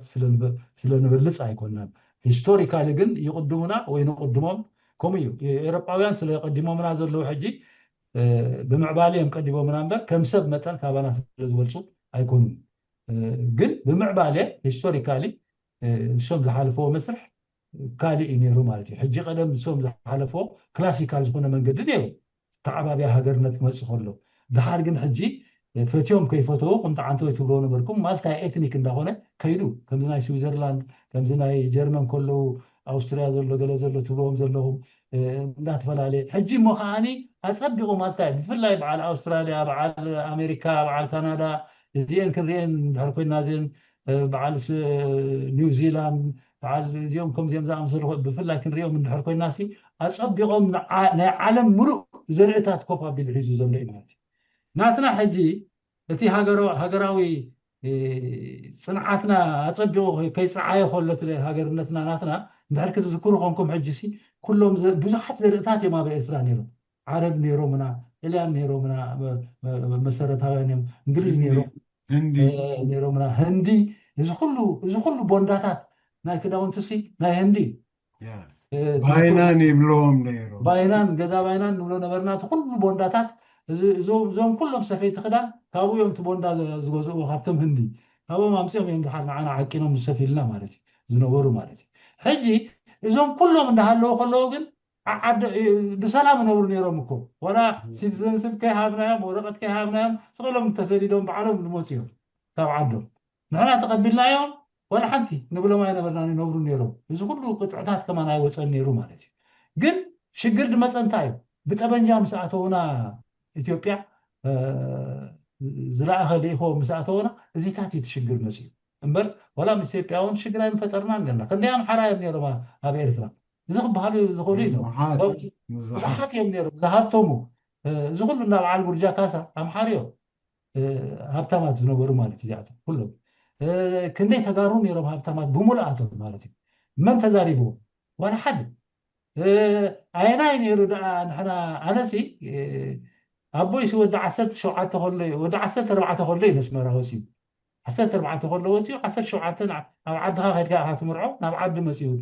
ተመልዒ ማለት እዩ ትምርዖ ከሎ ሕጂ እቲ ኣብኡ እዚ ኩሉ መዋእሉ ሰሪሑ ኣብኡ ገዛ ክሰርሕ ኣብቲ ከተማ ኣይትሰርሕን ኢኻ ረኻ ስደተኛ ይሰርሕ መብዛሕትኡ ካብ ካልእ ዝመፀ ይሰርሕ እምበር ወዲ ዓዲ እንታይ ዝገብር ንዓዲ እዩ ድኸይድ ነታ መረባዓት ክሰርሓ ዲ ወላ ህድሞ ድያ ወላ ዝኾነት ክሰርሓ ናብቲ ዓዲ እዩ ዝሰርሕ እምበሪ ኣብቲ ስመራ ኣይኮነን ዝሰርሕ ሕጂ መብዛሕትኡ እቲ ወዲ መሬት ተኻራይ እዩ ነይሩ ማለት እዩ እቶም ኣካለይቲ ኩሉ እቲ ገዛውቲ ረኣይዎ ዕዳጋ ዓርቢ ኺድ ኣኽርያ ኺድ ገለ ኺድ ካብ ትግራይ ዝመፁ መብዛሕትኦም እዮም ወይ ካብ ኢትዮጵያ ዝመፁ ኣምሓሩ ወይ ገለ ወይ ጥልያን ወይ ገለ ከምዚ ኣመሰሉ እዮም ወይ ዕራብ ከምዚ ኣመሰሉ እዮም ነይሮም ማለት እዩ ሕጂ እቲ ስደተኛ ኣብቲ ከተማ ንሱ እዩ ነቲ ትካላት ዝገብሮ ማለት እዩ ምክንያቱ ኦልተርናቲቭ የብሉ ንሱ መሬት ሓሪሱ ከእቱ ክበልዕ ስለ ዘይክእል ምርጭኡ ገለ ምህዞም ሂዙ ክነብር ኣለዎ ሕጂ እቶም ዝያዳ ጣልያን ዝዛረቡ ዝያዳ እንግሊዝ ዝዛረቡ ዝያዳ ዓረብ ዝዛረቡ እቶም ስደተኛታት ዝመፅኦም እምበር እቶም ዓዲ ዘለዎም ኣብ ኤርትራ ይኮኑ ሕጂ ነዚ ሓቅታት ክንዛረብ ከፍርሃና የብሉን ሓቂ ስለዝኾነ ክንረዳእሉ እዩ ዘለና ብልዙብ ክንዛረቦ ንዓኣቶም ብልዙብ እንድሕር ተዛሪብናዮም ከዓ ንሳቶም ከዓ ዋሓቅኻ ክብሉና እዮም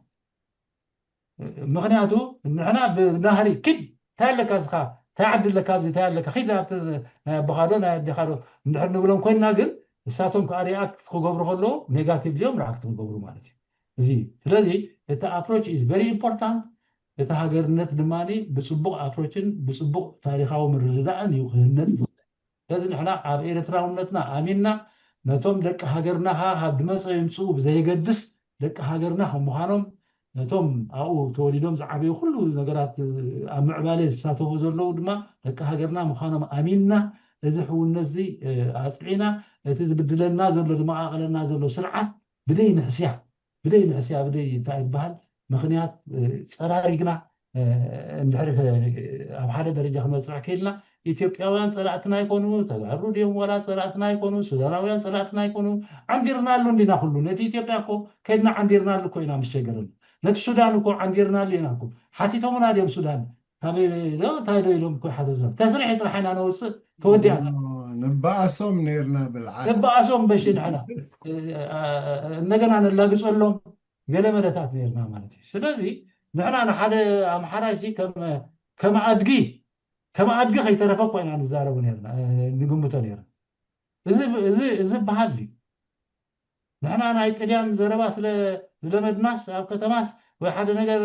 ክሳይ ስለ ዝኾና ዕሩብ በመግዛእቲ ስለ ዝቀደምና ዮምሲ ንዓኣቶም ከነላግፀሎም ብሕማቕ ሽም ክንፅውዖምን ግባአና ይነበረ እዚ ኩሉ እዚ ክንፀርጎ ኣለና ማለት እዩ እዚ ሜንታሊቲ እዚ እንድሕሪ ኣጥፊእናዮ እሱ እዩ እቲ መሳርሒ ናይቶም ዲክቴተርስ ንብሎ ዘለና ብኡ እዮም ዝፃወቱልና ዘሎ ብከምዚ ዝኣመሰለ ብድሕረትና እዩ ኢሳያስ ብድሕረትና ይፃወት ሎም መዓልቲ ሓደ ነገር ይብል ፅባሕ ካልእ ነገር ይብል ድሕሪ ፅባሕ ካልእ ልክዕ ከምዚ ትራምፕ ዝገብሮ ዘሎ ልክዕ ከማይ ይብል ንሱ ከማይ ዝገብር ንሱ ድሕሪ ኩለን ክንፅብፅበ ኮይንናተን ድብለን ከማይ ዝገብረና ወግዒ ፀብሐ ተኻኽ ዘብለና ስለዚ እዚ እሞኒ ይነውሕ ይኣኽለና መስለኒ ታንክስ ባሻይ ዑስማን ናባኻ እዩ ባሻይ ዛረብ ስለዚ اوكي انا بزح الزهراء بايكم كنت من ساعات من اخي لزلو زلو ጽቡቕ كتذكر لا اللي تا نبتي توبيك لا ያ ساعة تحبل ولا بتاعنا الشيوبيان إرترا كوي صالوا يا تا قبل حتى زلا ያ في تعابع عارف التوي وأبدا داسي السفنات يسألوا الناس اللي فناتات يسألوا أنا يقول نحنا كم إرتراويان إرترا حنتي كوينا إذا شفت حنتي هذا الكوينا من زلات أنت يرخي من الله أفتارخي بجركا كفو صبك عمر خناين كاب إثيوبيا تبهر هذا إثيوبيا تعرف فراغ الزغون الهجر ستون بعد 8 كريت اس الجروب ينايل كم بتي 900 جرو خال ابع 10 هذا كل لا وقال يا زلا 10 هذا هجر انت تفنشل نرترا حميدي سالوا عند حفيظ تحطه نرترا كابزقد محدي زي ما بقولك خاف ايكون نرترا نحنا إثيوبيا بزلو مزلاتو كم حند هاجر كاب صبور هي من تنهون مفنج على ويم بتاعنا دس ما يبلنا مخنياتو اتحاد النتا من يبلني روما انت زنب جن بانصاري اذا حنت إثيوبيا تبحث زخل مولتيكالتشر كوينا او اشتاز له حاجه بس راجل زهونة بقلل التبتان هجر وأبو قاسات خيزلا نعنا بقولوا تاون خد سلوانا يكونن إن فيتش أنا ب أو تاون خد سلوانا يكونن نحنا كابزليتن عاد بكاسة سرنا ذلا أنا يحيل أنا البوبوليشن نازل مثل 3 مليونين أنا 5 الزين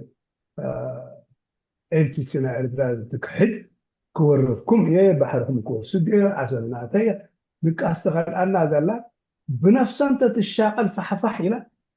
أنا as a person كم إرتراوي يزدار ذا الغر إيتويزي مفنت إحنا إثيوبيا أنا يبلنا عنا نحن السلام مرحبا أنا إحنا إرتراوي مخنياته نحن خابزي أفدقنا إيفلس جت أفدقنا كفأة بالدبوب زمتسي نعنا بكاسكل سلازي إذي مع صوزي كفأة زمتسي قالوا زولو بدبوب انت صولنا نحنا سلام مرحبا ولا نايقسان سلام مرحبا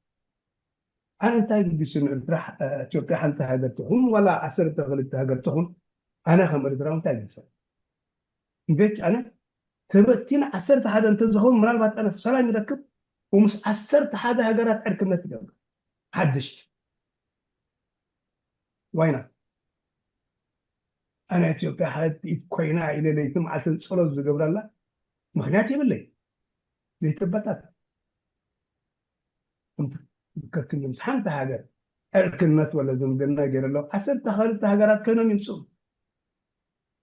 ولا زف خالدات الجهرات زجبر زلوا كانوا يتوقعون هنا مليونات إلى جرا ما خبي عرفت زلوا جو الشباب شغله يجلو سلام يركب كمل بس خلي يزقوا موته ب5 يزقوا يزقوا يتزن من الباب ليس محله إنه هو اللي يزقوا ስለዚህ እታ ቀንዲ ልብና እዚ ምሸት ለው ምሸት ዝነበረት እዚኣ ስለዚ ኣነ ብኣውንታዊ ይፀልአና ብኣሉታዊ ይፀልአኒ ዘይትበታተን እየ ዝብል ኣነ ካልእ ኣሎ ብዙሕ ኢና ንሰምዖ እዚ ብሄራት ኣብ ኤርትራ ዘሎ ኣብ ወሰና ዘለዎ ሃገራት ብትውልዲ ድዩ ብዘርኢ ድዩ ብቀቢላ ድዩ ይረኻኸብ እዩ ሓደ ቋንቋ ይዛረብ እዚ ኣብ ሙሉእ ዓለም ዘሎ እዩ ንሕና እቲ ፖለቲካል ዲስኮርስ ናትና ክልዕል ኣለዎ ካብዚታት ክወፅእ ኣለዎ ሆራይዘን ናትና ፖለቲካል ሆራይዘን ናትና ሓፍ ክብል ኣለዎ ኦልዌይስ ኣብዚታት ክንዛረብ እንድሕር ምሳሌታት ክንህበን ኢና ዘካርድስ ኩርዲ ኣብ ዓለም ኣብ 4 ሃገራት እዮም ተመቂሎም ዘለዉ between 40 to 45 million ደቂ ኩርዲ ኣብ ቱርኪ ኣብ ሱርያ ኣብ ዓራቅ ኣብ ኢራን ኣሎ ኣብ 4 ሃገራት ተፈንቂሎም ሓደ ቋንቋ ዝዛረቡ ይትረፍ እሳቶም ሓደ ዘርኢ እዩ there is a difference between ethnic and ዘርኢ ሬስ ማለት ነው ዘርኢ በእንግሊዝ ማለት ዘርኢ እታ ኤስኒክ ትባል ሰብ በገዛ ይዝርዳል ኤስኒክ ዘርኢ ኣይኮነትን ኤስኒክ ኣሕዛብ ሻዕብ ኣው እማ ህዝቢ ብጣዕሚ ዝራኸብ ካብ ኣብ ካናዳ ዘለዉ ኣሕዛብ ካብ ኣብ ኣሜሪካ ዘለዉ እዚኦም ኤስኒክ ክባሉ ይኽእሉ the word is from Greek ኤስኖስ ትባል እማ ወይ ሻዕብ ብጣዕሚ ዝራኸብ ሓደ ጥቕሞም ሓደ ካልቸር የፍርዩ ሓደ ቋንቋ ይዛረብ ኤስኒሲቲ ምሳሌ ከዓ ኣብ ካናዳ ኣብ ኣሜሪካ ዝሕፅር ዝበለ ማለት ንሕና ጥቃዕና ዘለዎ ቦርደራት ኣብኡ ሰጊርና ገለ ትግራይ ትግርኛ ይብል ገለ ዓፈር ዓፈረኛ ይብል ወይ ፓን ዓፈር ይብል እዚ ኖርማል ንኣብነት ኣብ ኣፍሪካ ባንቱ ዝበሃሉ ሬስ ሓደ ሬስ ባንቱ 400 ሚሊዮን one third of Africa population ባንቱ ዝበሃሉ ካብ ማእኸል ኣፍሪካ ክሳብ ሳው ዘሎ ኬንያን ኡጋንዳን ታንዛንያን ትድምረሎ ማለት ዝዓበየት ዘርኢ ኣብ ኣፍሪካ ዘላ ማለት ኣብ ክንደይ ሃገራት ተመቂላ ኣላ ስለዚ ንሕና ሎሚ ኣብዚታት ክንምለስ ሓንቲ ክንገብር ዘይንኽእል ኣብኡ ተመሊስና ኣብኡ ግዜና ከነጥፍሪ ኣድላይ ኮይና ይረኣየኒ እዚኦም ንሕና ከምዚ ቋንቋና ዝዛረቡ ናይ ግድም ምስኦም ከምዚ ክንገብር ኣለና ድሓራይ ሓንቲ ጌጋ ኣላ ኣብ ሱዳን ዘሎ ኣብ ሱዳን ዘለዉ ኤርትራውያን ካብ ኣርባዓታት ኣብኡ ክሰርሑ ከይዱ ኣይተመለሱም ልካ ከምዞም ሎም ኤርትራውያን ተሰዲዶም ዘለዉ ከምኡ ንስራሕ ዝተሰደዱ እዮም ልካ ኣብ ሙሉእ ዓለም ተዘርጊሖም ዘለዉ ኤርትራውያን ዜግነት ናይቲ ሃገር ሒዞማ ዘለዉ ሚልዮንን ፈረቓን ዝኽእሉ ኤርትራውያን ልካ ከምኦም እዚ ሓደ ኣካል ፅባሕ እዚኣቶም ክምለሱ ምስ ደለዩ ትምለሱ ዲኹም ኣይትምለሱ ኖ ኣነ ሱዳን እንተበለ ሱዳን ክኸውን ማለት ግን ሕጂ 1 ሚልዮን ፈረቓ ኤርትራውያን ናይ ወፃኢ ዜግነት እዩ ዘሎ ኣብ ሱዳን ዘለዉ ኤርትራውያን እዮም ግን ብኹነታት ናይ ውግዲ ናይ ዓመፅ ኣብ ኣለዉ ክሳብ ሕጂ ከም ካልኦት ኤርትራውያን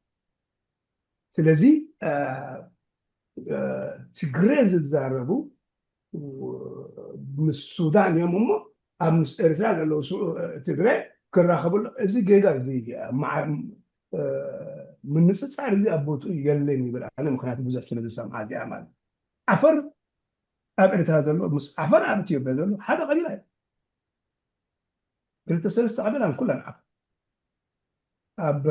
ኤርትራ ኣብ ኢትዮጵያን ኣብ ጀቡቲ ተዘርጊሓን ኣለዋ እሶም ከዓ ፓን ዓፈር ዝብል ዓመታዊ ኣብ ስዊድን ዝራኸቡ እዩ ሓንቲ ዓባይ ናይ ዓፈር ሃገር ክፈጥሩ ዝደልዩ በዓል ጆዜፍ ማግኔት ገለመለ ዝሰብኩላ ያ ኩሉ ዝፈልጡ ብናይ ትግራይ ትግርኛ ከዓ ግሉፅ እዩ ትማሊ ሃይለ መንቀርዮስ መፅኡ እንከሎ ሓደ ካብዞም መራሕቲ ናይ ቲፒኤልኤፍ እዚ ትኸድሉ ዘለኹም ብሽም ናይ ፅምዶ ከዲንኩሞ ትኸዱ ዘለኹም ሓንቲ ሃገር ናይ ትግርኛ ተዛረብቲ ክንፈጥር ኣብ ቀርኒ ኣፍሪቃ ገለ ትብሎ ዘለኹም ኣብ ኤርትራ ይንቀበሎና ይረአዩና ሓደ መራሒ ኢሉ ሰሚዕኹማ መፅኡ እንከሎ ኣብ الحوار ماشي كل زمان أنا مش عارف شو ስለዚህ እዚ ከምዚ ዝበሃል ስለ ዘሎ እዚ ብዙሕ እንታይ ሽሙ ክንህቦ የብልናን ማለት ኣተኮረ ክንህቦ የብልናን ማለት ክብል ይዘላና ምክንያቱ በንጌስ ለ ዝኣተኮ ከምስየኩም ኣይደልን እየ ካሊእ ንሕና እቲ ፖለቲካል ዲስኮርስ ወይ ፖለቲካል ሆራይዘን ናትና ቁሩብ ክነማዕብሎ ኣለና ኮለል ንብል ኣብ ሓደ ነገር ስለ ዝኾነ ግዜና ኩሉ ግዜ ኣብ ሓደ ነገር ንዛረብ ኮይና ካብዚ ክንወፅእ ኣለና ካብ ቁሩብ ንዓና ካብ ዘርሕቐና ናይ ስምዒት ሃገራዊ ስምዒት ዝስምር ዘዕምቆ ኣብኡ ኣተኪርና ሕጂ ከዓ ን35 ዓመት ዓድና ስምምዓ ዘሎ ኣንፃሩ እንታይ ከም ንገብር ኣዲታት ክንዛረብ ኣለና ኣዲታት ከዓ ብዝኣክል ተዛሪብና ኢና ግን ሕማምና እሱ እዩ ዘሎ ኣብኡ ኣተኪርና እንታይ ንግበር ኢልና እንተተዛረብና ሓይሽ ግን በዛ ናይ ሎሚ ዘልዓልካ ዘርኡ ኢትዮጵያ ሓድነታ ኣነ ኣብ ጠቕመና ኤርትራ የውኒ ታሪክ ዘምስክሩ ሓድነታ እንታይ ከም ዝገበረና ታሪክ ዘምስክሩ ስለዚ ምናልባት ብትታና ንዓይ ምናልባት ኣብ ጠቕመ ይውዕል ይብል وخلت أعزاو حسب بيلهم اللي ስለዘለኹ ኣብዚ ክውድእ የብሎም ይቕለ Thank you. ዘሩ ክኸይድ ስለ ዝኾንኩ ሓንቲ ሓፃር ዘረባ ጥራይ ተዛሪበ ክኸይድ Okay, ቅድሚ ኣብ ኩሉ ናይ ዑስማን ፅቡቕ እንዳተረዳእክዎ ከለኹ ኢትዮጵያ ሲ ምብትታን ናታ እዩ ንዓና ዘዋፃና ዝብል ኣዘራርባ ትኽክል ኮይኑ ኣይስማዓንን እዩ ሓድነት ናይ ኢትዮጵያውያን ብግቡእ ብድልየት ብዕግበት ብማዕርነት እንተደኣ ከምዝገብኪ ኢሉ ፀረ ኤርትራ ክኾኑ ኣይክእሉን እዮም ዝብል እምነት እዩ ዘለኒ አንፎርቹኔትሊ ሕጂ ኢን ፕሪንስፕል ንኣምነሉ ኮይኑ ብተግባር ግን የንፀባርቕ ብዘይምህላው ዝሕዝን እዩ ምክንያቱ ኮንሽስሊ እንተደኣ ኢትዮጵያ ናብ ሓድነት መፂኦም ኮንሽስሊ ከዓ ኣረኣዮም ናብ ኤርትራ ጥዑይ ክኸውን እዩ ማለት እዩ እቲ ሽግር ኣብ ዘይሓድነትን ሓድነትን ኢትዮጵያ ዘይኮነሲ ኣብ ንቑሕ ዝኾነ ሓድነት ናይ ኢትዮጵያ ዝምርኮስ እዩ ወላ ናትና ሽግር እውን ከምዚ ክንገልፆ ዝወዓልና ኤርትራ ብንቕሓት ሓድነት ክህልዋ ከሎ ብኣፍሉጦ ሓድነት ክህልዋ ከሎ ንረብሓ ኢትዮጵያ ኣይትፃረርን እያ ዘይትፃረር እያ ክትከውን ወላ ሱዳን እውን ብንቕሓት እንተደኣ ሓድነት ክገብር ኮይና ንረብሓ ጎረባብቲ ሃገራታ ይኹን ዝረሓቐን ዝቐረበን ሽግር ኣይክትከውንን እያ ስለዚ ብምብትታን ናይ ሃገራት ዝረብሕ ካልእ ሃገር ኣሎ ዝብል እምነት ኣነ ኣይቅበሎን እየ ማለት እዩ እዛ ኣተሪሩ ክስታይ ዝገበረላ ዕስማን ትኽክል ኮይና ኣይትስማዓንን እያ ምናልባት ተመሊሱ ቪዚት ተትገብራ ዕስማን እውን ከም ለቦዋ ገዲፈ ክኸይድ ደሊ ምክንያቱ ንሓድነት እናተቃለስና ከለና ኩላትና ብንቕሓት ንሓድነት ብኮሄርሽን ግን ክኸውን የብሉን ብግደዳ ብምልኪ ክኸውን የብሉን ኢልና እናተቃለስና ከለናሲ ኣብ ውሽጢ እዚ ምብትታን ናይ ካልኦት እዩ ንዓና ዝጠቕመና ክንብል ትኽክል ኣይኮነን ምብትታን ናይ ዲክቴተርስ ብወ ዲክቴተርስ ክሰማምዑ ከለዉ ዝያዳ ሓያላት ኮይኖም ስለ ዝውፅዑና ንዓኣቶም ክንበታትን ኢና ንቃለስ መሰረቱ ተቃልስና ንሱ እዩ ምብትታን ናይ ተራ ህዝቢ ንፁህ ህዝቢ ግን ንዓና ዝጠቕመና ኣይኮነን ክንምዝምዞ ንኽእል ነገራት ግን ባዕሉ ብዝመፆ ታሪክ ብዘምፅኦ መንገዲ ኣሎ ሓደ ግዜ ሞመንተም ይህበካ እዩ ንኣብነት ሕጂ ኢትዮጵያ ከምዚ ትሪእዋ ዘለኹም ክትከውን ከላ ዘይንደልዮ ዋላ እንተኾነ እቶም ዲክቴተርስ ንባዕሎም ክበኣሱ ከለዉ ነቶም ዝሓስቡ ሰባት ንእሽተይ ሞመንተም ስለ ትህቦም ክሓስቡ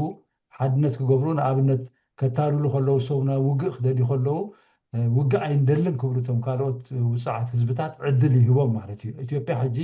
እቶም መብዛሕትኦም ሕጂ እቶም ኣብ ስልጣን ዘየለዉ ተነቃነቐቲ ዘለዉ ናይ ዲሞክራስያ ተጣበቕቲ ዝበሃሉ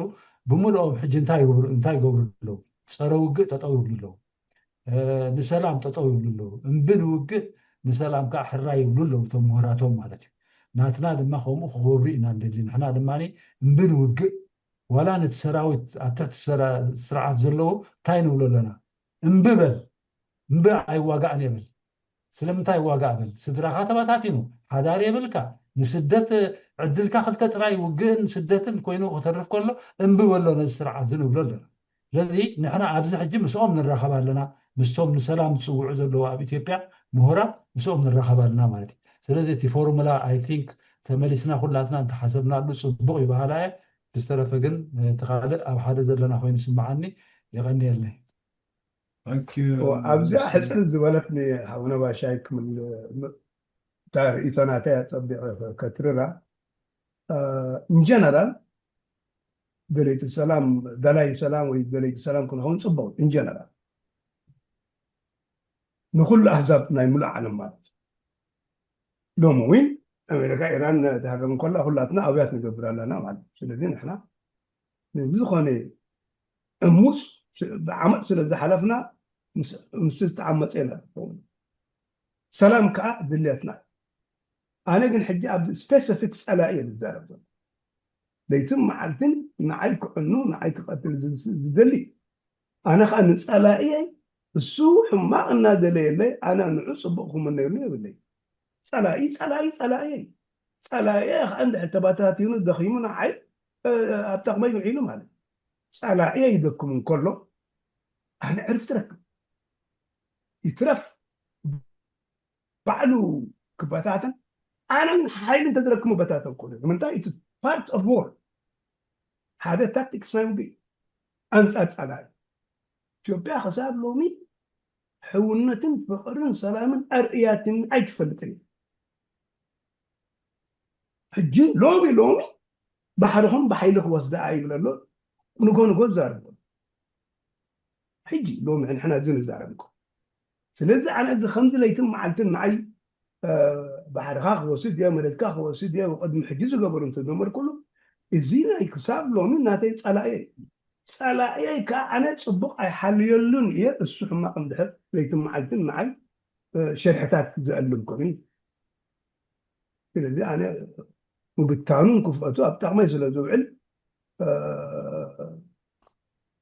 እሱ ሕማቕ ክወረካ እየ እናብለና ከዓ ኣነ ፅቡቕ ክመነ የሉ ኣይኮንኩን ዲስ ኢዝ ባይ ኔቸር ማለት ትበሃላና እለዮ ኢኻ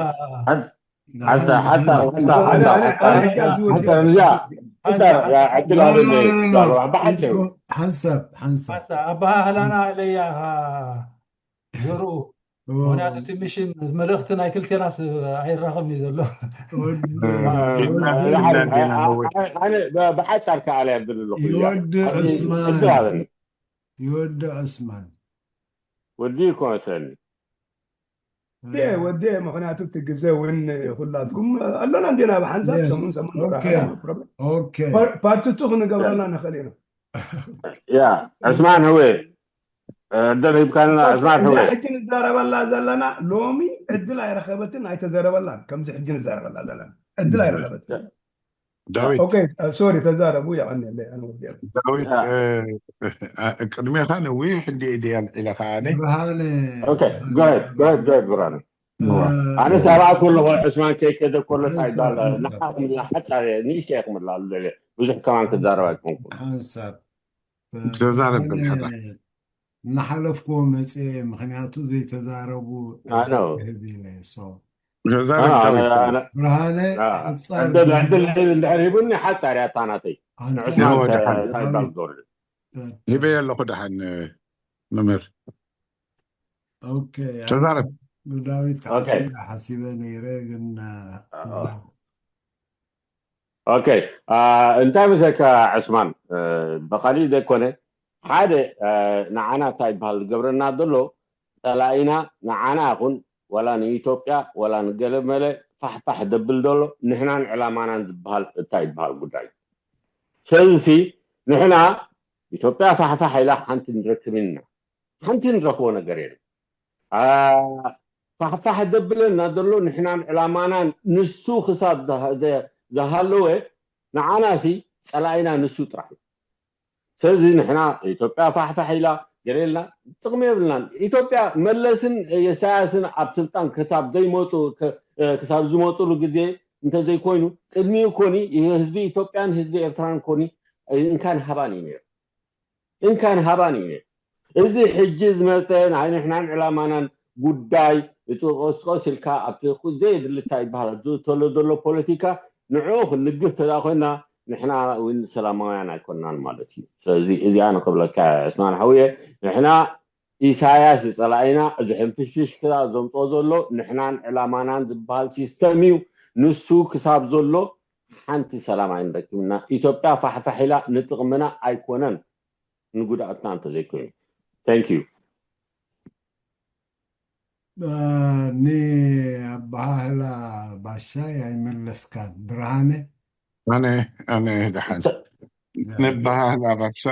بشاي صباستغني كله تتزرب كايو حقي أو حق التمركز بفتح التمركز سلدخني كله بتعمي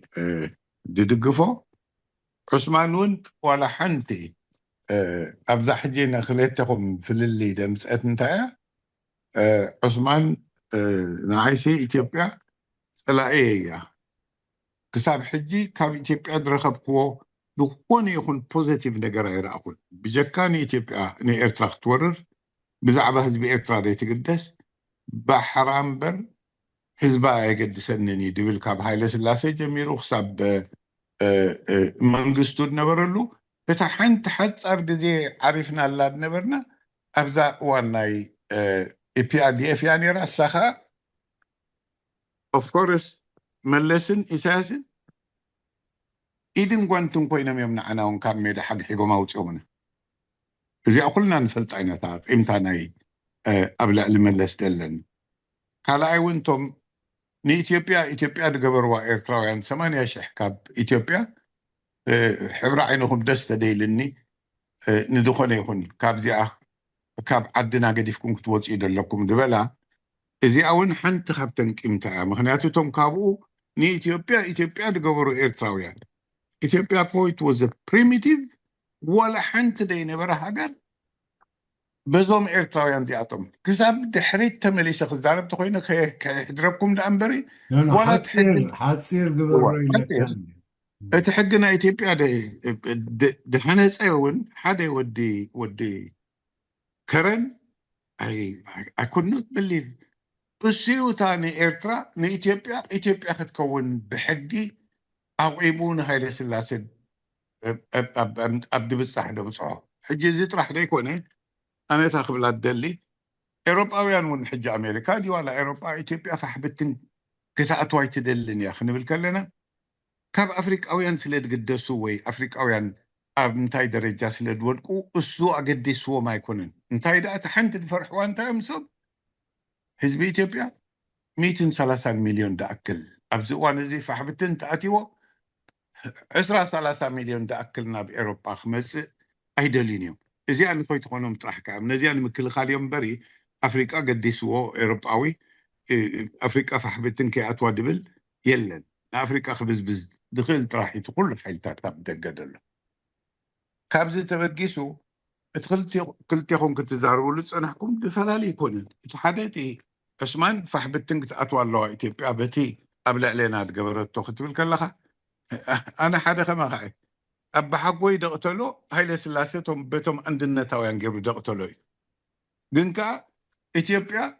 كابت مسرت جميرة خبزان نفلتا إثيوبيا ناب إرترام سأتوت كابت فيدريشن مسفرسة جميرة بيجكا بحرنا إرترام تديكوينو نسبة إرترا تقديسا نسبة إرترا درأيتو نقر سلا ديل لخا كابز تبقيسون كم تاس خاتب لاد لخا قبل ممرزكو قنكا in the long term تا كنزارب اللادم سنة لهم مشت نحنا سي كم زي إيروبيانيين ينا بحدا بتح ودلو تحرق الديس عارم تحرق الدي كويناتنا نحدد كم في الأسا مونغو جرمن فرنسا إنجليز بنبرة إيروبيانيين يوم فتيروم سي بقطبا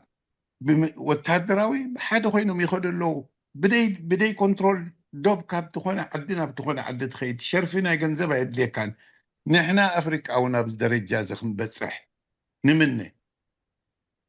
إذن دا تمننا خلنا خا نا إثيوبيا فحبتن وين كينيا فحبتن وين السودان فحبتن سي نتي نحنا ندليون in the long term ندليون انكفاتيو مخنياتو ببي هاجر اندحر فحبتن اتي وسخم تالو من مشت نبلاد نبرنا نحنا مقدم جزانا نخستر جزانا نخستر جزا قرابتنا خا كوستر دلو حبيرنا خنكوستر إنا غنبل أمسينا إذا خون تخوينو خا we have to be realistic إتي نزل ألم بسلام كمبرنا دخل مسكورا بتنا أنا سيزي سرعت إساس تبهل كابد فتر دقي فيه فلت أنا حنت زي دقي فيه بعلي معاش دقي فيه حزب السودان كم تحزب إرتراب السودان كم هاجروا درن لاد نبره لو مخاب وقعتيو حزب السودان تخالبيتنا عدنا مسألو حادث بيزاخي حتى دوك سجل كله خي قاطع صورهم كم هاجروا إرترا خنبر الله دبلا إساس this is the only one I said ناي بحقي نمجمر تاجي of course opportunity يسو لو مخمزي أسئلة دبلا بأخذ طلع كلمة تمالي من حدا خبرتكم سبت مجمر تزارب نيرو من السودان كونفليكت نيرنا يفلت اندبلا تقدمي تهاجر دحرناس النت إرترا قدمي تهاجر تارجت جبر إساس سودانيا نيرا رتشعكم مريهم نسودان نت منجستي ناي سودان نت إمباسي ناي سودان عزيو نجنوب السودان هيبوم نت إمباسي ناي سودان أوتيو خب أسمرة بعلها بريس كونفرنس كيرو أنتم تقاومتسي والدبات بسودان دلهم نزي سرعات كتفرسوا كتلقسوا تخيلكم تصبغ تديكوني بعلاتنا خلينا نلقسوا إنا دولو تحرنا نت قدامي السودانيا عصر برهاني هو مزاج موقع قبر ممر مخنيت كل جزينا بإساس إننا نملس زيرناتي كردأنا أنت خوينو سيتي كله تتأساس يرود خيد نقرات كتأوصل لحديك إليسي إذا أنزعني أتاري إيتا إلا تعزيه بكل توردس ولا حنت ترقم يقول هم بزم شرت زخاينا نحنا حجيتي لو مشت حزنا يدم سنة سألوانا يقرابتنا انتاك فتر النخل قدافدنا يقرابتنا سألوانا إيروب أو إيد ديبلنا نحنا كلنا نخفلو لنا يلكم عم جمرتا كنجمر كلنا كله اندا تسأل له ويد خيد كوموس لدخونا خا بتغلى الله نحنا تمرقصنا خون دلو أبفتحي دي التمركوسي نفتحي هايمانوت ديبلو عليت ديبلو عينيتن هاجر مقانا نفتحي دك على السب أبقون ندو إلنا خنزارب كم زا حجب إيران تخيد دلا I have no problem عنه حدا خبزو مرحت ودبات سبزي أخي بعتيو أنت بزعبا زي تزارب بزعبا إسرائيل هاي تزارب بزعبا أمريكا هاي تزارب موساد كلا حيلي دلو مسفلنا I was shocked this is opportunity زي التحساس بازا أنا تاخب لا دلي نفتحي ولا ون هوتي تتفت خوينا أبقون تفتح خوينا دو كبلي دبال كوسبي سلازي نحنا قال إذا حجي الزاربنا دلوسي قداينا نقبر قداينا نفتح كنا بالكلنا سلمتاينا بقداينا نفتح نبلدلنا تدحزن أبزا قزازي أدلنا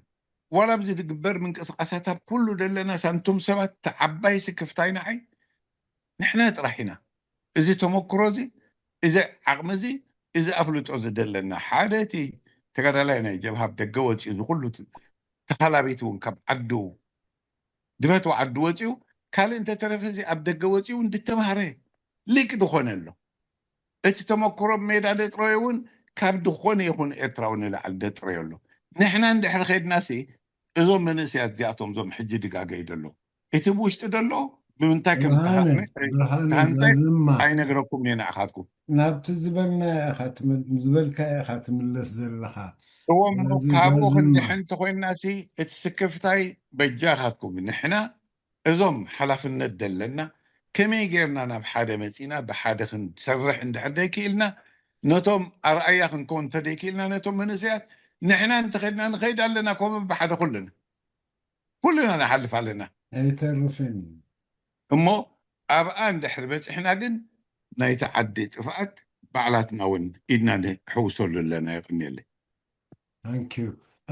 قدمنا بعثمان أنا مخالي بزح الزهراء ما يكون نباشا صلاح أخيلي ساعتك حسب حتصير نباشاي كهوي عدل نتا عريا زبلن بعلو عريا خير منتي باشا اللي هذا هو اللي قلنا درجة عريهم ما كويكم حجي ما خلص برهان محروتو التقارير درجة مخنياتو لا يا انتايتي مودر انتاينا هنكون لنا حجي زبناويان كنكون لنا ليش زبناويان مخان مالت انتاي حجي ديفلوب مقبار تعلم تخلو زلا من قدي بس ناي قدم هلخ وي سرعاتات زغورنا خيل سلاسي هو بديلنا درج بديلنا كم دا مسلو نغاوشنا ኢትዮጵያ بديلو مناوه ግን ንሶም ንባዕሎም ንዓቶም ፀሊኦም ናብ ምዕባል ይኽቃለሱ ከለዉ ኢትዮጵያውያን ንሕና ፖዚቲቭ ክንሪኦ ኣለና ማለት እዩ ንሓድነት ኢትዮጵያ ብሰላማዊ መንገዲ ብሓባር ክነብሩ እዮም ዝደልዩ ዘለዉ እቶም ናቶም ሊቃውንቲ ዝበሃሉ ኣክቲቪስት ዝበሃሉ ዘለዉ ሕጂ ማለት እዩ ንሕና እውን ልክዕ ከምኡ ኢና ንገብር ዘለና ማለት እዩ ትጠፊእና ዘሎ መንገዲ ደኣ ከነለልዮ ፅቡቅ ጌርና ይከኣልና እምበር ትድሌትና እንታይ እዩ ሓንቲ ጥዒቲ ኤርትራ ፅንዕቲ ኤርትራ ፀገማ ትፈልጥ ኤርትራ ንኢትዮጵያ ትጠቕማ ማለት እዩ እቲ ናይ ምፅልላው ጉዳይ እንዴት ርእስትና ሎሚ ዘሎ ንሕና ብፅቡቅ ክንፀልዎም እንተኮይና ንኢትዮጵያ ፅቡቅ ዝኾነ ምሕደራ ክህልወና ኣለዎ ማለት እዩ ፅቡቅ ዝኾነ እንካን ሃባን ምስኣቶም ንበሃላሉ መንገዲ ክፍጠር ኣለዎ ማለት እዩ ስለዚ ጥዒቲ ኤርትራ ክትህሉ ኣለዋ ሓድነት ዘለዋ ኤርትራ ክትህሉ ኣለዋ ፅቡቅ ምሕደራ ዘለዋ ኤርትራ ክትህሉ ኣለዋ ኢትዮጵያ እውን ከምኡ ክትህሉ ኣለዋ ሕጂ ናትና ቪዥን እንታይ እዩ ክኸውን ዘለዎ ሕጂ ዘበናውያን ክኸውን እንተኮይና ትወርድስ ሓድነት ትወርድስ ኣፍሪካን ዩኒዮን ናይ ብሓቂ ፀገምካ ደሊኻ ክንከይድ እንድሕር ኮይና ሕማቕ ትምኒት ኣብ ልዕሊ ካልኦት ዋላ ገዛእትና ይንበሩ ዋላ ጥልያን ንህለን 60 ዓመት ዳርጋ 60 ዓመት ገዚኡና እንድዩ ጥልያን ክትበታተን ኣይደልን እየ ኣነ ጥዒት ጥልያን ክትከውን እየ እንድሕር ወፃዒት ጥልያን ኣለ ኮይና ሕጂ ሕማቕ መርገፅ ትወስድ ኣንፃር መሳኪን ሰባት ትኸይድ ጎባጢት ፋሽስት ዝኾነት ጥልያን እንድሕሪ ክትቅፅል ኮይና ክፀርኣያ ማለት እዩ ግን ንጥልያን ሓድነት ጥዒቲ ጥልያን ክትህሉ ግን ትምኒተይ ናተይ ቪዥን ማለት እዩ ኩለንተን ሃገራት ካልኦት ድማኒ ከምኡ ክኾና ንደሊ እቲ ውፅዕ ህዝቢ ኣብ ኣሜሪካ እውን እንተኾነ ሕጂ ካብዚ ዘለዎ ደረጃ ካብዚ ፕሉቶክራሲ ዝኸድዎ ዘለዎ በዓል ትራምፕ ዝገብርዎ ዘለዎ ኦሊጋርኪ ዝገብርዎ ዘለዉ እቲ ህዝቢ እናዓነቕ ኣሎ ሕጂ እንታይ ኢና ንደሊ ጥዒቲ ኣሜሪካ ከመይ ኢላ ከም ተፈጥረት ንፈልጥ ኢና ነቶም ነቲ ብሳጥፊኣ ተፈጥረት ሃገር ከም ምዃና መጠን ንፈልጥ ኢና ግን እቲ ታሪክ ተሓሊፉስ ሕጂ ናይ ዓለም ሕብረተሰብ ዝቕመጠላ ሃገር ኮይና ስለ ዘላ ከመይ እቲ ዕድል ዘሎ ሕጂ እንታይ እዩ ጥዒቲ ኣሜሪካ ክትህሉ እዩ እዚ ከዓኒ እዮም ድቃለሱ እቶም ካልኦት እዞም ደቅና እንደረኣይዎም ሕጂ ኤርትራውያን ምዃኖም እኳ ዘይፈልጡ ካናዳውያን ምዃኖም ኣሜሪካውያን ምዃኖም ኤሮጳውያን ምዃኖም ገለ እዮም ዝፈልጡ በበተ ዘለዎ ሃገር እዮም ዝፈልጡ ማለት እዩ ሕጂ ንሳቶም ካብ ምሳና ትሕዞ ፀኒሓዊ ቅርሕንቲ ዘለና ክቃለሱ ምስቶም ከምኦም ዝኣመሰሉ ግን ከዓ ደቂ ካልእ ዓሌት ኣብኡ ዘለዉ ምስኦም ኮይኖም ንፅቡቅ ነገራት ክቃለሱ ደሞዝ ውሒዱ ኣሎ ክብሉ ጥዕና ውሒዱ ኣሎ ክብሉ ከምዚ ክብሉ ኢና ንረኽቦም ዘለና ብወዮም ሸበሮ ዝገብሩ ዘለዉ ሰላማዊ ሰልፊ ዝገብሩን ገለ ዝገብሩን ዘለዉ ኣብ ሙሉእ ዓለም ማለት እዩ በብሃገሩ ስለዚ ዘበናዊ ዝኾነ ተሓሳስባ ክህልወና ኣለዎ ህልኻዊ ዝኾነ ተሓሳስባን ዝገብሩና ዝነበሩ ሃፀያውያን ቅድምን ዘይኮነሲ እዚ ሕጂ ንመንእሰይ ወለዶን ምዕባለ ገፁ ዝፅምቶ ዘሎን መንገዲ ንሱ ክንመርፅ ኣለና ንሱ ኢና ንደሊ ጥዒቲ ብልፅግቲ ኤርትራ ፅቡቅ እንካን ሃባን ሓደ ግዜ ሲ ክዛረቡ ከለዉ እቲ ቋንቋ እውን እንዳጠፋእና እንዲ ዝኸይድ ዘሎ ገሊኦም ሲ እንታይ ክብሉ ሰምዖም ኢደይ ክንበሃሃ ዝብሉካ ሕጂ እቲ ትግርኛ እውን እኮ ኣጥፊኦም ገሊኦም ኢደይ ስዲኻ እንድሕሪ ገለ ጌርካ መኾስ ጌራ ምሳረመትካ ኢደይ ትብል እምበር ኢደይ ኢድካ ንክብሉ ሲ ክሳብ ቋንቋና እውን ከይተረፈ እዩ ዝጠፍእ ዘሎ ማለት እዩ ስለዚ ከም ዝኣመሰለ ነገራት ንሕና ጥዕና ዘለዎ ምዕባለ ኣብኡ ተመርኩስና ፅቡቅ ትምኒት ናይ ካልኦት ንዓና ከዓ ንሳቶም ፅቡቅ ክምንየልና ኢና ንደሊ ኣብዚ እንተደምደምናዮ ይሓይሽ ይመስለኒ ዝተረፈና ብትምህርቲ ብዝኾነ ይኹን ነገር ካልቸር ብዝኾነ ይኹን ነገር ተሪፍና ዘሎ እናመላእና ደቅና ክመሃሩ ከም ዘለዎም መንእሰያትና ካብ ጫው ዝብሉ ክቃለሱ ከለዉ ፈሊጦም ተማሂሮም ኣፅኒዖም ክቃለሱ ኣለዎም እዞም ትሪእዎም ዘለኹም ብምሉኦም ሕጂ እዞም መንእሰያት ትሪእዎም ዘለኹም ሲ ብዓይነ ፍልጠት ክትሪኦ ከለካ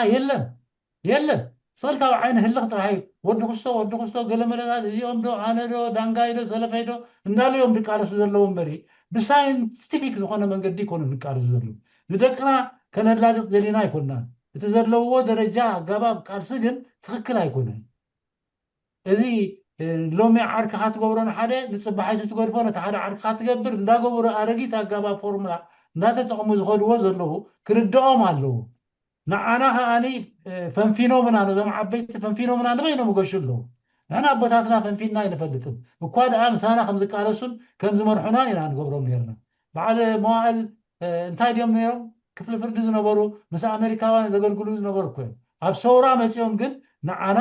ከይተረፈ ነቲ ዝነበረ ታሪክ የረድኡና ነይሮም ማለት እዩ ንሕና ዝያዳ ንህብትም ነርና ብኣቶም ምስ ኣቦታትናን ኣዴታትናን ኢና ተቃሊስናዮ ነቲ ሰውራ ዕዊትናዮ ስለዚ ሰረቕቲ ግን ጎቢጦም ኣብዚ ከምዚ ዘለናዮ ደረጃ ኣብፂሖምና ማለት እዩ ስለዚ ነዚ ዘለልዩ ከለልዩ ዝኽእሉ መንእሰያት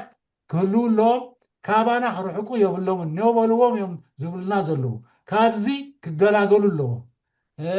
ኢትዮጵያውያን ይኹኑ ኤርትራውያን ዋላ ካልኦት ሃገራት ይኹኑ ብዘየገድስ ከምዚ እናገበርና ክንከይድ ኣለና ባህላ ያነ ስለዚ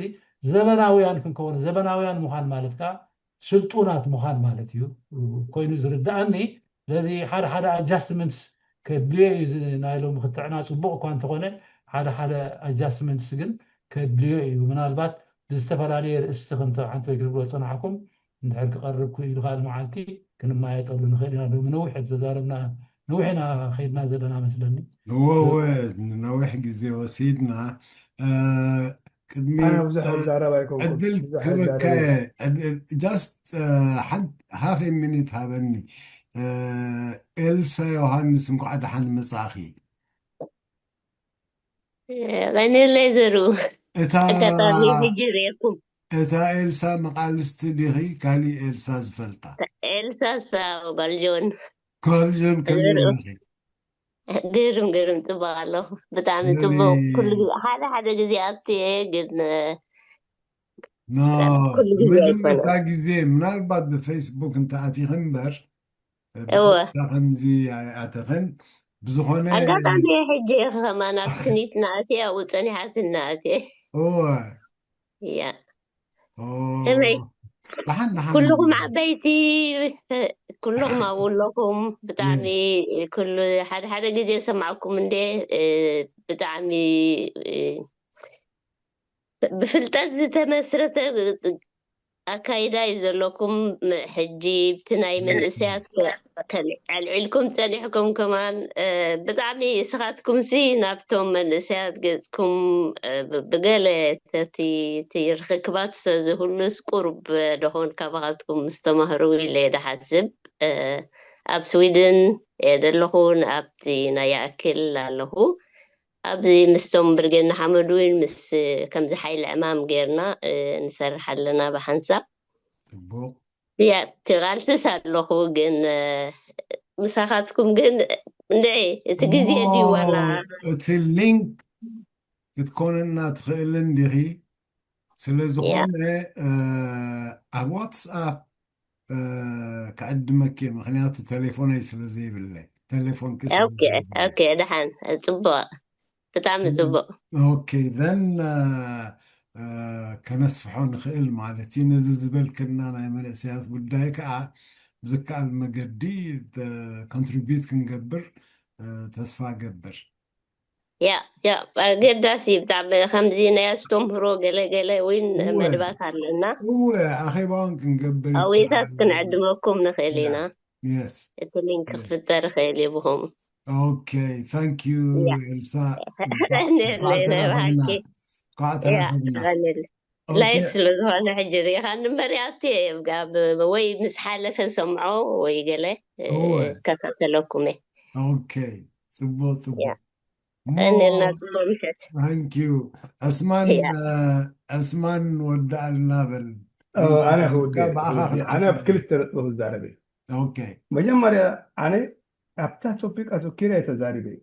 كباه هو سايد لهم تبال لها أخو بزح يزعزب أنا بحلف أبرمكا أب topic هيتجارب لهم. Sorry to say but this is the reality.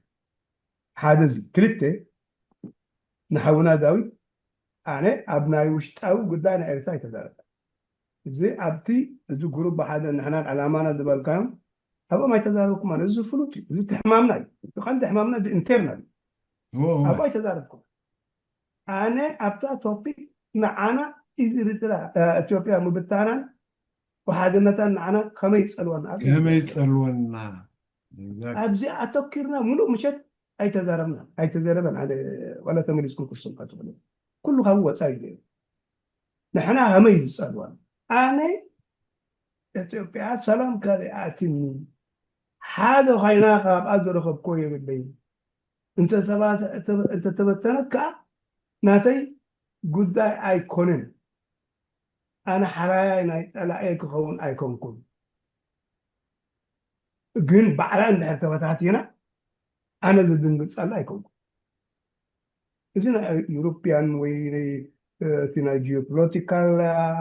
نا أفريقيا هوب كوينا يوروبيانس أن يو إس إس دليوا كيتبتن ومصر تبتنا تنحدش تغارات بتنا بعراشة على تشاينا هاي أتوا كم تزلات تقص المخنيات السا representative نا يو إس أن يورو يا سلزو خطقص اللي دوليا ولا كم متنا 4 هغارات غيرهم ولا نيرهم 1991 6 مليون يورو عبد غيرهم ولا نيرهم سلزي يحلوا لا يمكن تبتنا اليوم قلنا احنا ضربنا دولة توبيك ذا توبيك لا الزنود بتاعت تقول إثيوبيا أنت تبتنت من الأربعة ما تسألوا عنه أنا بدي أزم وش الله وش أو شجرنا دكتاتور فلاتات انتايلو دكتاتور زي كاب حدا حزبي متشوف زخونة دكتاتور هو اللي كاب يزولد مصحفنا هانا أرنت عن جاك جان روسو ختم بكتبه مستعباد يعني دكتاتور منكم زفتون يتزبن رأسه ولاد ناي دكتاتور معناته دكتاتور حدا والكسل قنت تزب كل اندحر امين يبلي يسدوا له خير ولا داي وي دكتاتور زعبي دكتاتور زفت تزب مال كجزاء زفت تزب مال دكتاتور كل كسل من يوم من عز السر نعم كل تناتو سفكتو يوم سرحو يوم كل النار أيو زغلصلو مسو نرسو تقبلنا الدكتاتور شيب زلهم يوم إلهم زغلصو فلا قاتلوا كل الدليل ስለዚህ ኣነ ሕጂ ካብቲ ናይ ውሽጢ ካብታ ናይ ተቶብከ ይወፅኹም ብዛዕባ እዛ ናይ ውሽጣዊ ጉዳይና እዛ ሓውና ዳዊት ዝበላ ኣብ ቦታኣን ኮላ ግን ሎሚ ቶፒክ ናት ኣይኮን ንሕና ሎሚ ኢትዮጵያ እንተተበተነት ንኤርትራ እንታይ ትፅኣለዋ ኣነ ምብታና ሓደነታን ሪአዮ ኣለኹ ኣብ ጥቕሚ ኣይወዓለን እንተተበተነት መሓሸኒ ንዑ أونتاو يقولون كله this doesn't mean أنا مو علم كلا هذا يبتهتن كله ويكبتن ذل سب كوينه ما لا تكون تأجلانس أجنبي بس أنا سودان تبتن أمريكا تبتن أوروبا تبتن وكندا تبتن أي بدي لهنا أنا بحاجة توبيك نقلي ذا هذا أقول بيته سلام كلياتني أنت تبتنت كي حتى متصيرني تبتن حلايا ناي ويحلاو ناي حادمة أيكون كنا على إيتيك في الزريعة كفو يزمنا يلا عند هذا نقول عالم أنا نقول هذا يبتاتا وخفو يدل مالت أيكونون الإثيوبيان بحال كفو دل يلا سلاي باي نيتشر أنا بفطرة سلاي سبعين أنا يكون كولا أنسسات سلاي سبعين إذن هاي فطرة أدماسوي ناي فطرة ذهبنا التقال الذي لا بنات أنا سلذي خد أخذ وتقولنا نحن خد وصلنا نحن we are talking about the term مبتدأنا أعطيها ما يسألون أنا وردينا حادنتنا إثيوبيا كم كنا تبتن حادنا تاري أيوة اللي هنتاي كم يوم أنت خمس دولار حجة خبتني عائلة تبتن as short as this could be done in a shame not يعني ودي له ثانك يو انتي قدمي باشاي مخادنا بزعبا بدلنا إثيوبيا خنري انت خوينا probably ولدي كابتم زتبدلوا بإثيوبيا أب حقوي شامنا كفل انكلو أب 100 عامت أدمي exactly عارفه كميلو خسع شعو صنيح أبو قعدوا تأسكيرو خيدو يمانا إيدون تأقاما إقرون قرصوي توم تليان زتمارخو بسلام كسددون كلو توم إلتراويان جن بخمزي يوم تفديو حجي تخقرم زلو مزبا الشاي زبالو خطاح زدلي بشحن ساعات 135 طليان إثيوبيا دحر 4 عامات كنملس ينايلو تمليسو كوران كلو أبوين عبي حاو معبايو حاون إذا كتعقبنا النسبة هاجر كابو تبقيسنا خان طليان كنقالسو زغبا الناس مستليان كوينا خنورايلو نابتم غوريلا تواقعتنا إثيوبيا غيدو بأببا عراقاي زمرحو زنبر تواقيهم أبوي نبعلو يمانا كنفينا يتسراويت مرح سلزنبرك أنياز ماشي بحر إتي معبايو حاو أسرار أسراويت أين سنتر جرا يسلزتي جرا أزماتش زبحال بأقاماي زلو حيل زمرحيو إتي أين أزماتش زبحال كات بيمانا حيل زمرحيو إتحاو بوي في توراري نير نبمولو تسراويت أب قدميت زمرحن زوررن نيرو مالك دحر زخلو بقى حليفو انجليز متيوم مزواقو وشت تواقيهم تسعيرو طليانا بزخدلو هاي سلاسي بستملسلو أبوي ناي تقراي بيت مأسر تتاتا شوم جيرو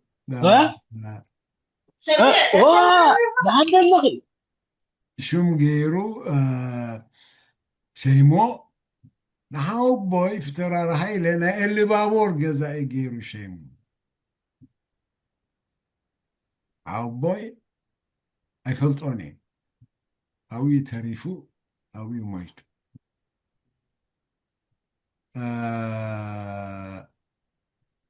نحنا توليدنا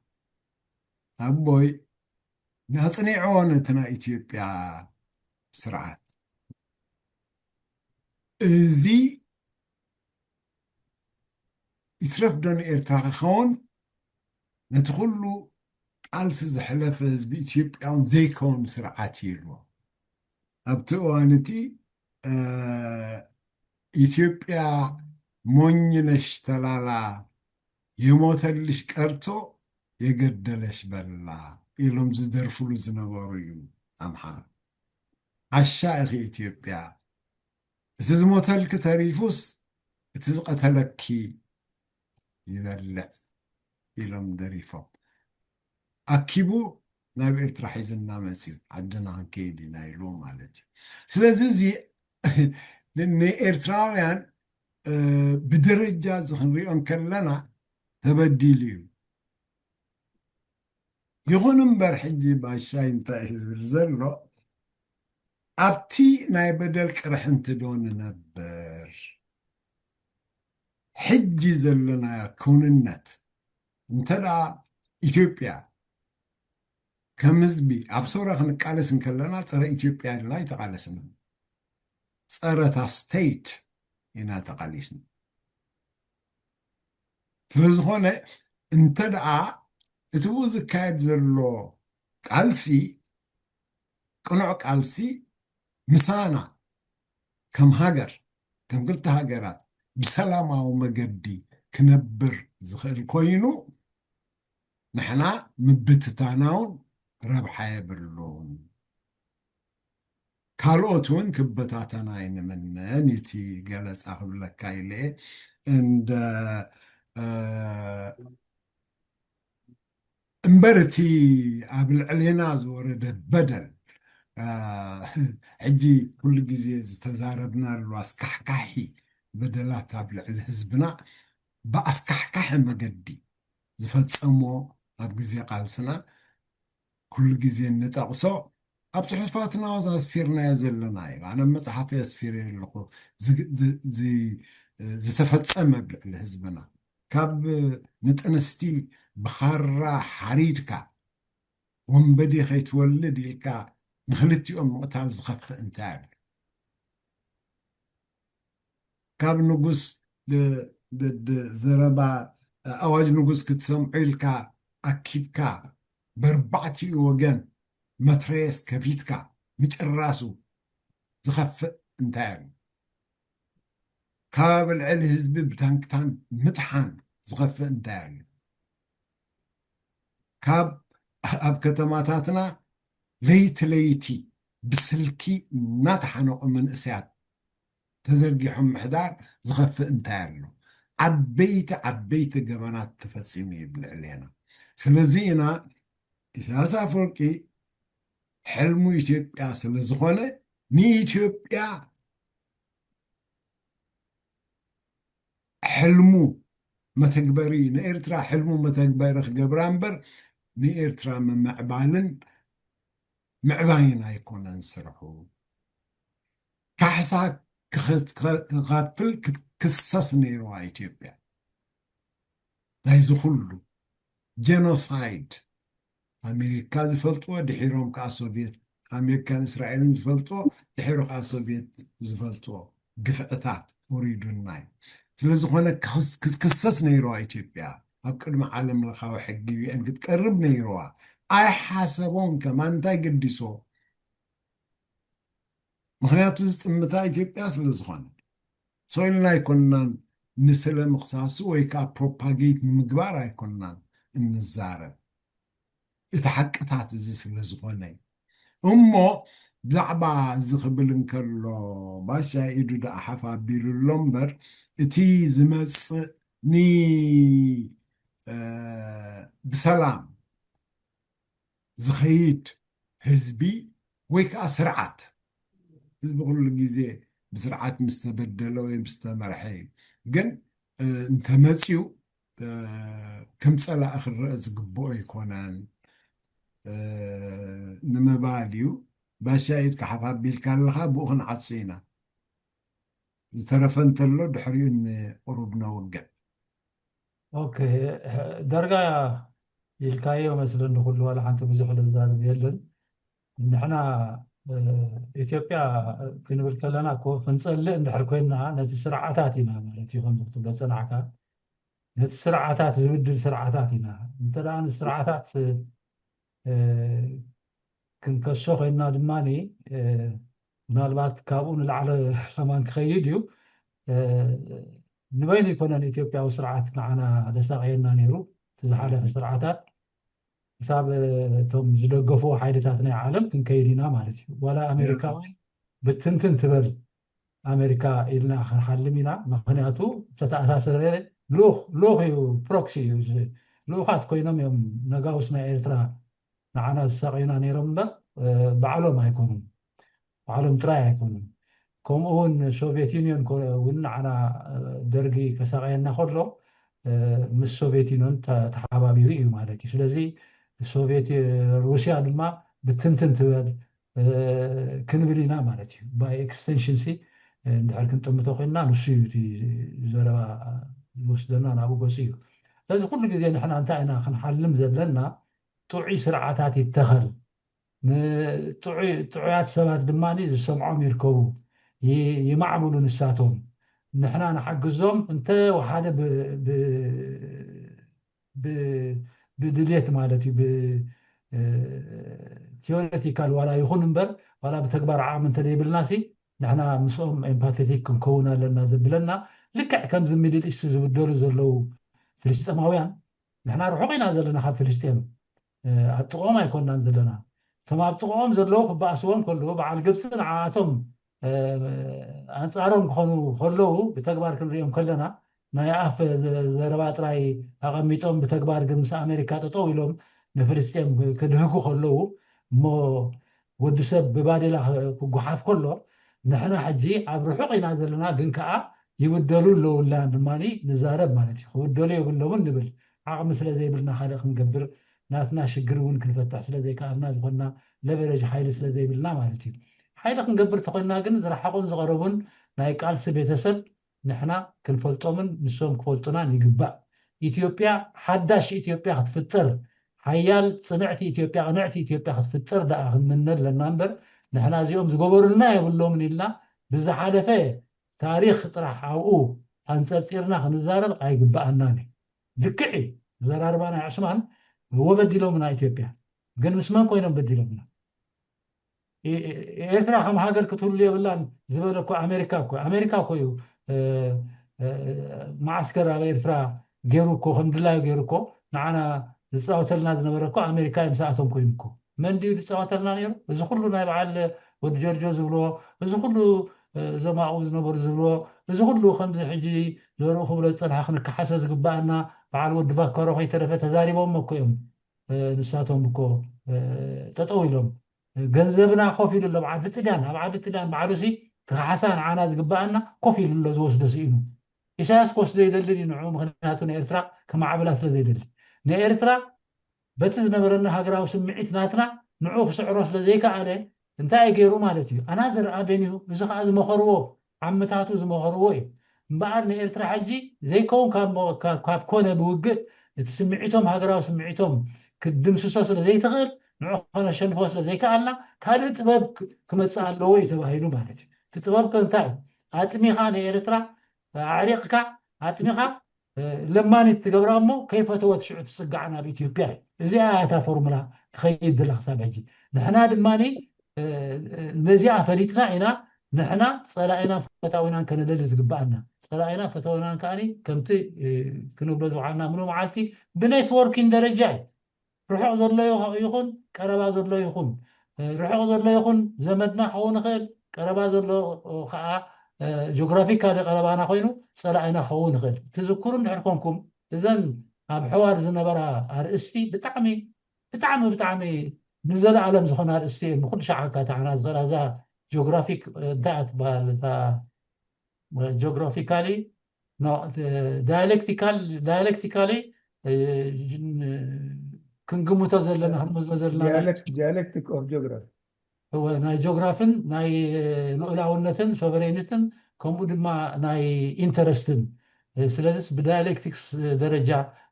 كمين مزنو تفل نبرت بتعم أقداسيتها كل جدي كمان كتدراجم الله ولا كتعنا كمان نعاب قمة نأتنا هنا خنزارة بتجبعنا مهناته very interesting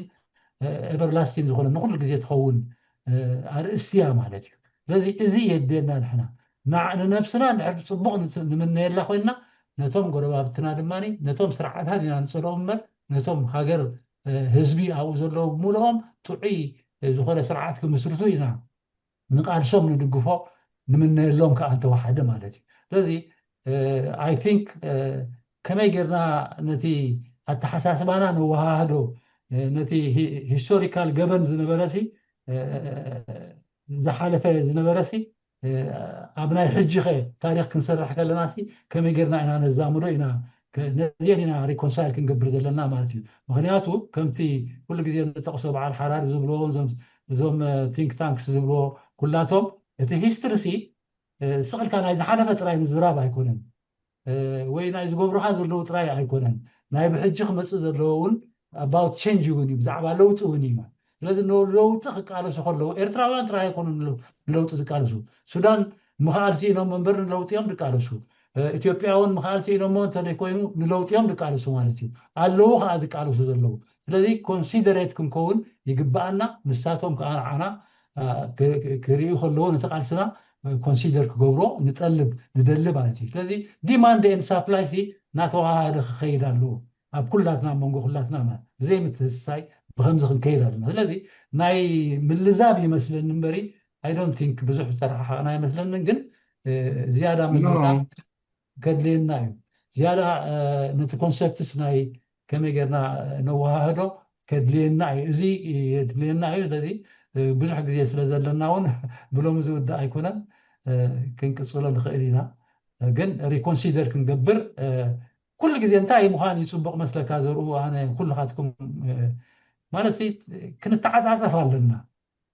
نحن بزح نقرات بدركنا خيرنا أنا قدم حجي بزح نقرات زي خونا له زناتي حسابات قنعيو نالنا بزح كنا هنا فهم نفسي جمير كاسي بزح نقركم زبال كولا أنا حجي زي زمن قدم بل زي كونن دولن كن بس كم possibility سي ولا abstract يكون بل كان أمط لنا خير كم زخير تقنتات نحن هون كنقير كم زقبعنا قال يوم أنا نايجزع روحتي بعلي أصدق زغرهم روحتي نعاي أبزا حماق جزيسي بخال رأينا له كان ما حمزة عمسي كم زتبل نير كايلوم كم كش زغرب لي يعرفتي له كان ما 50 years شو عزنا بلنا understanding شو عزنا بلنا ركبنا محزنة شو عزنا بلنا ميزان إثيوبيا عزنا بلا ودباتن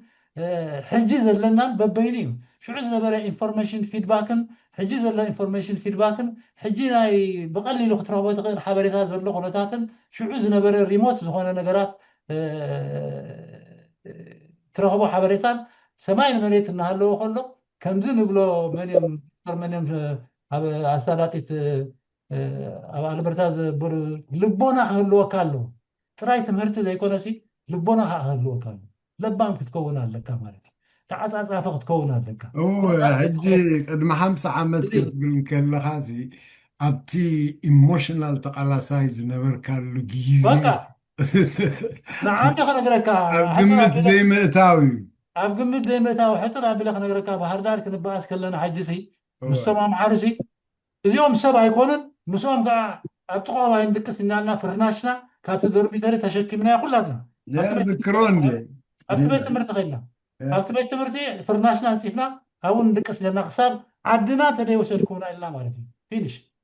أم حراي زبهالسي أم حراي تراي كاي غيرنا خاينا نوصلك ولا أرومخون ولا قالكون كمان يا أم حراي تراي لنا نوصلك كله بكا سلازي اليوم سبعة يكونن سلازي بفوتهم اليوم أبتقوم كمان نقرب يبلنا نيلنا بخما ودينا بعري بعد سليمان ابراهام مسيوم شعو بعد ودي حرقون نحصر رازي هو خنقصلا قال حصرا نو عدنا خلنا خير خنقصلا غيرنا انا دحري معصاوي كيدنا مالتي عدنا خيدنا مالتي بزي زنبرنا درقنا حجي زلنا تحساسبا دما قال كوينو مالتي تقداي سلازي اي ثينك بدرقنا تطواي نبل يخبل لي مالتي خن تعالى اصف لنا كم زبوني خنقيد لنا خبل يدي خلا يكون كن منبر ነገር ተወዲ ሪከርዲንግ ዓፅዋ እሞ ዝተረፈ ቁሩብ ከነውጋዕ ንኽእል ኢና ዕቑባይ ፍስሓ እውን ሓንቲ ሓያል ርእቶ ሂቡሎ and so let's go shut it down first Facebook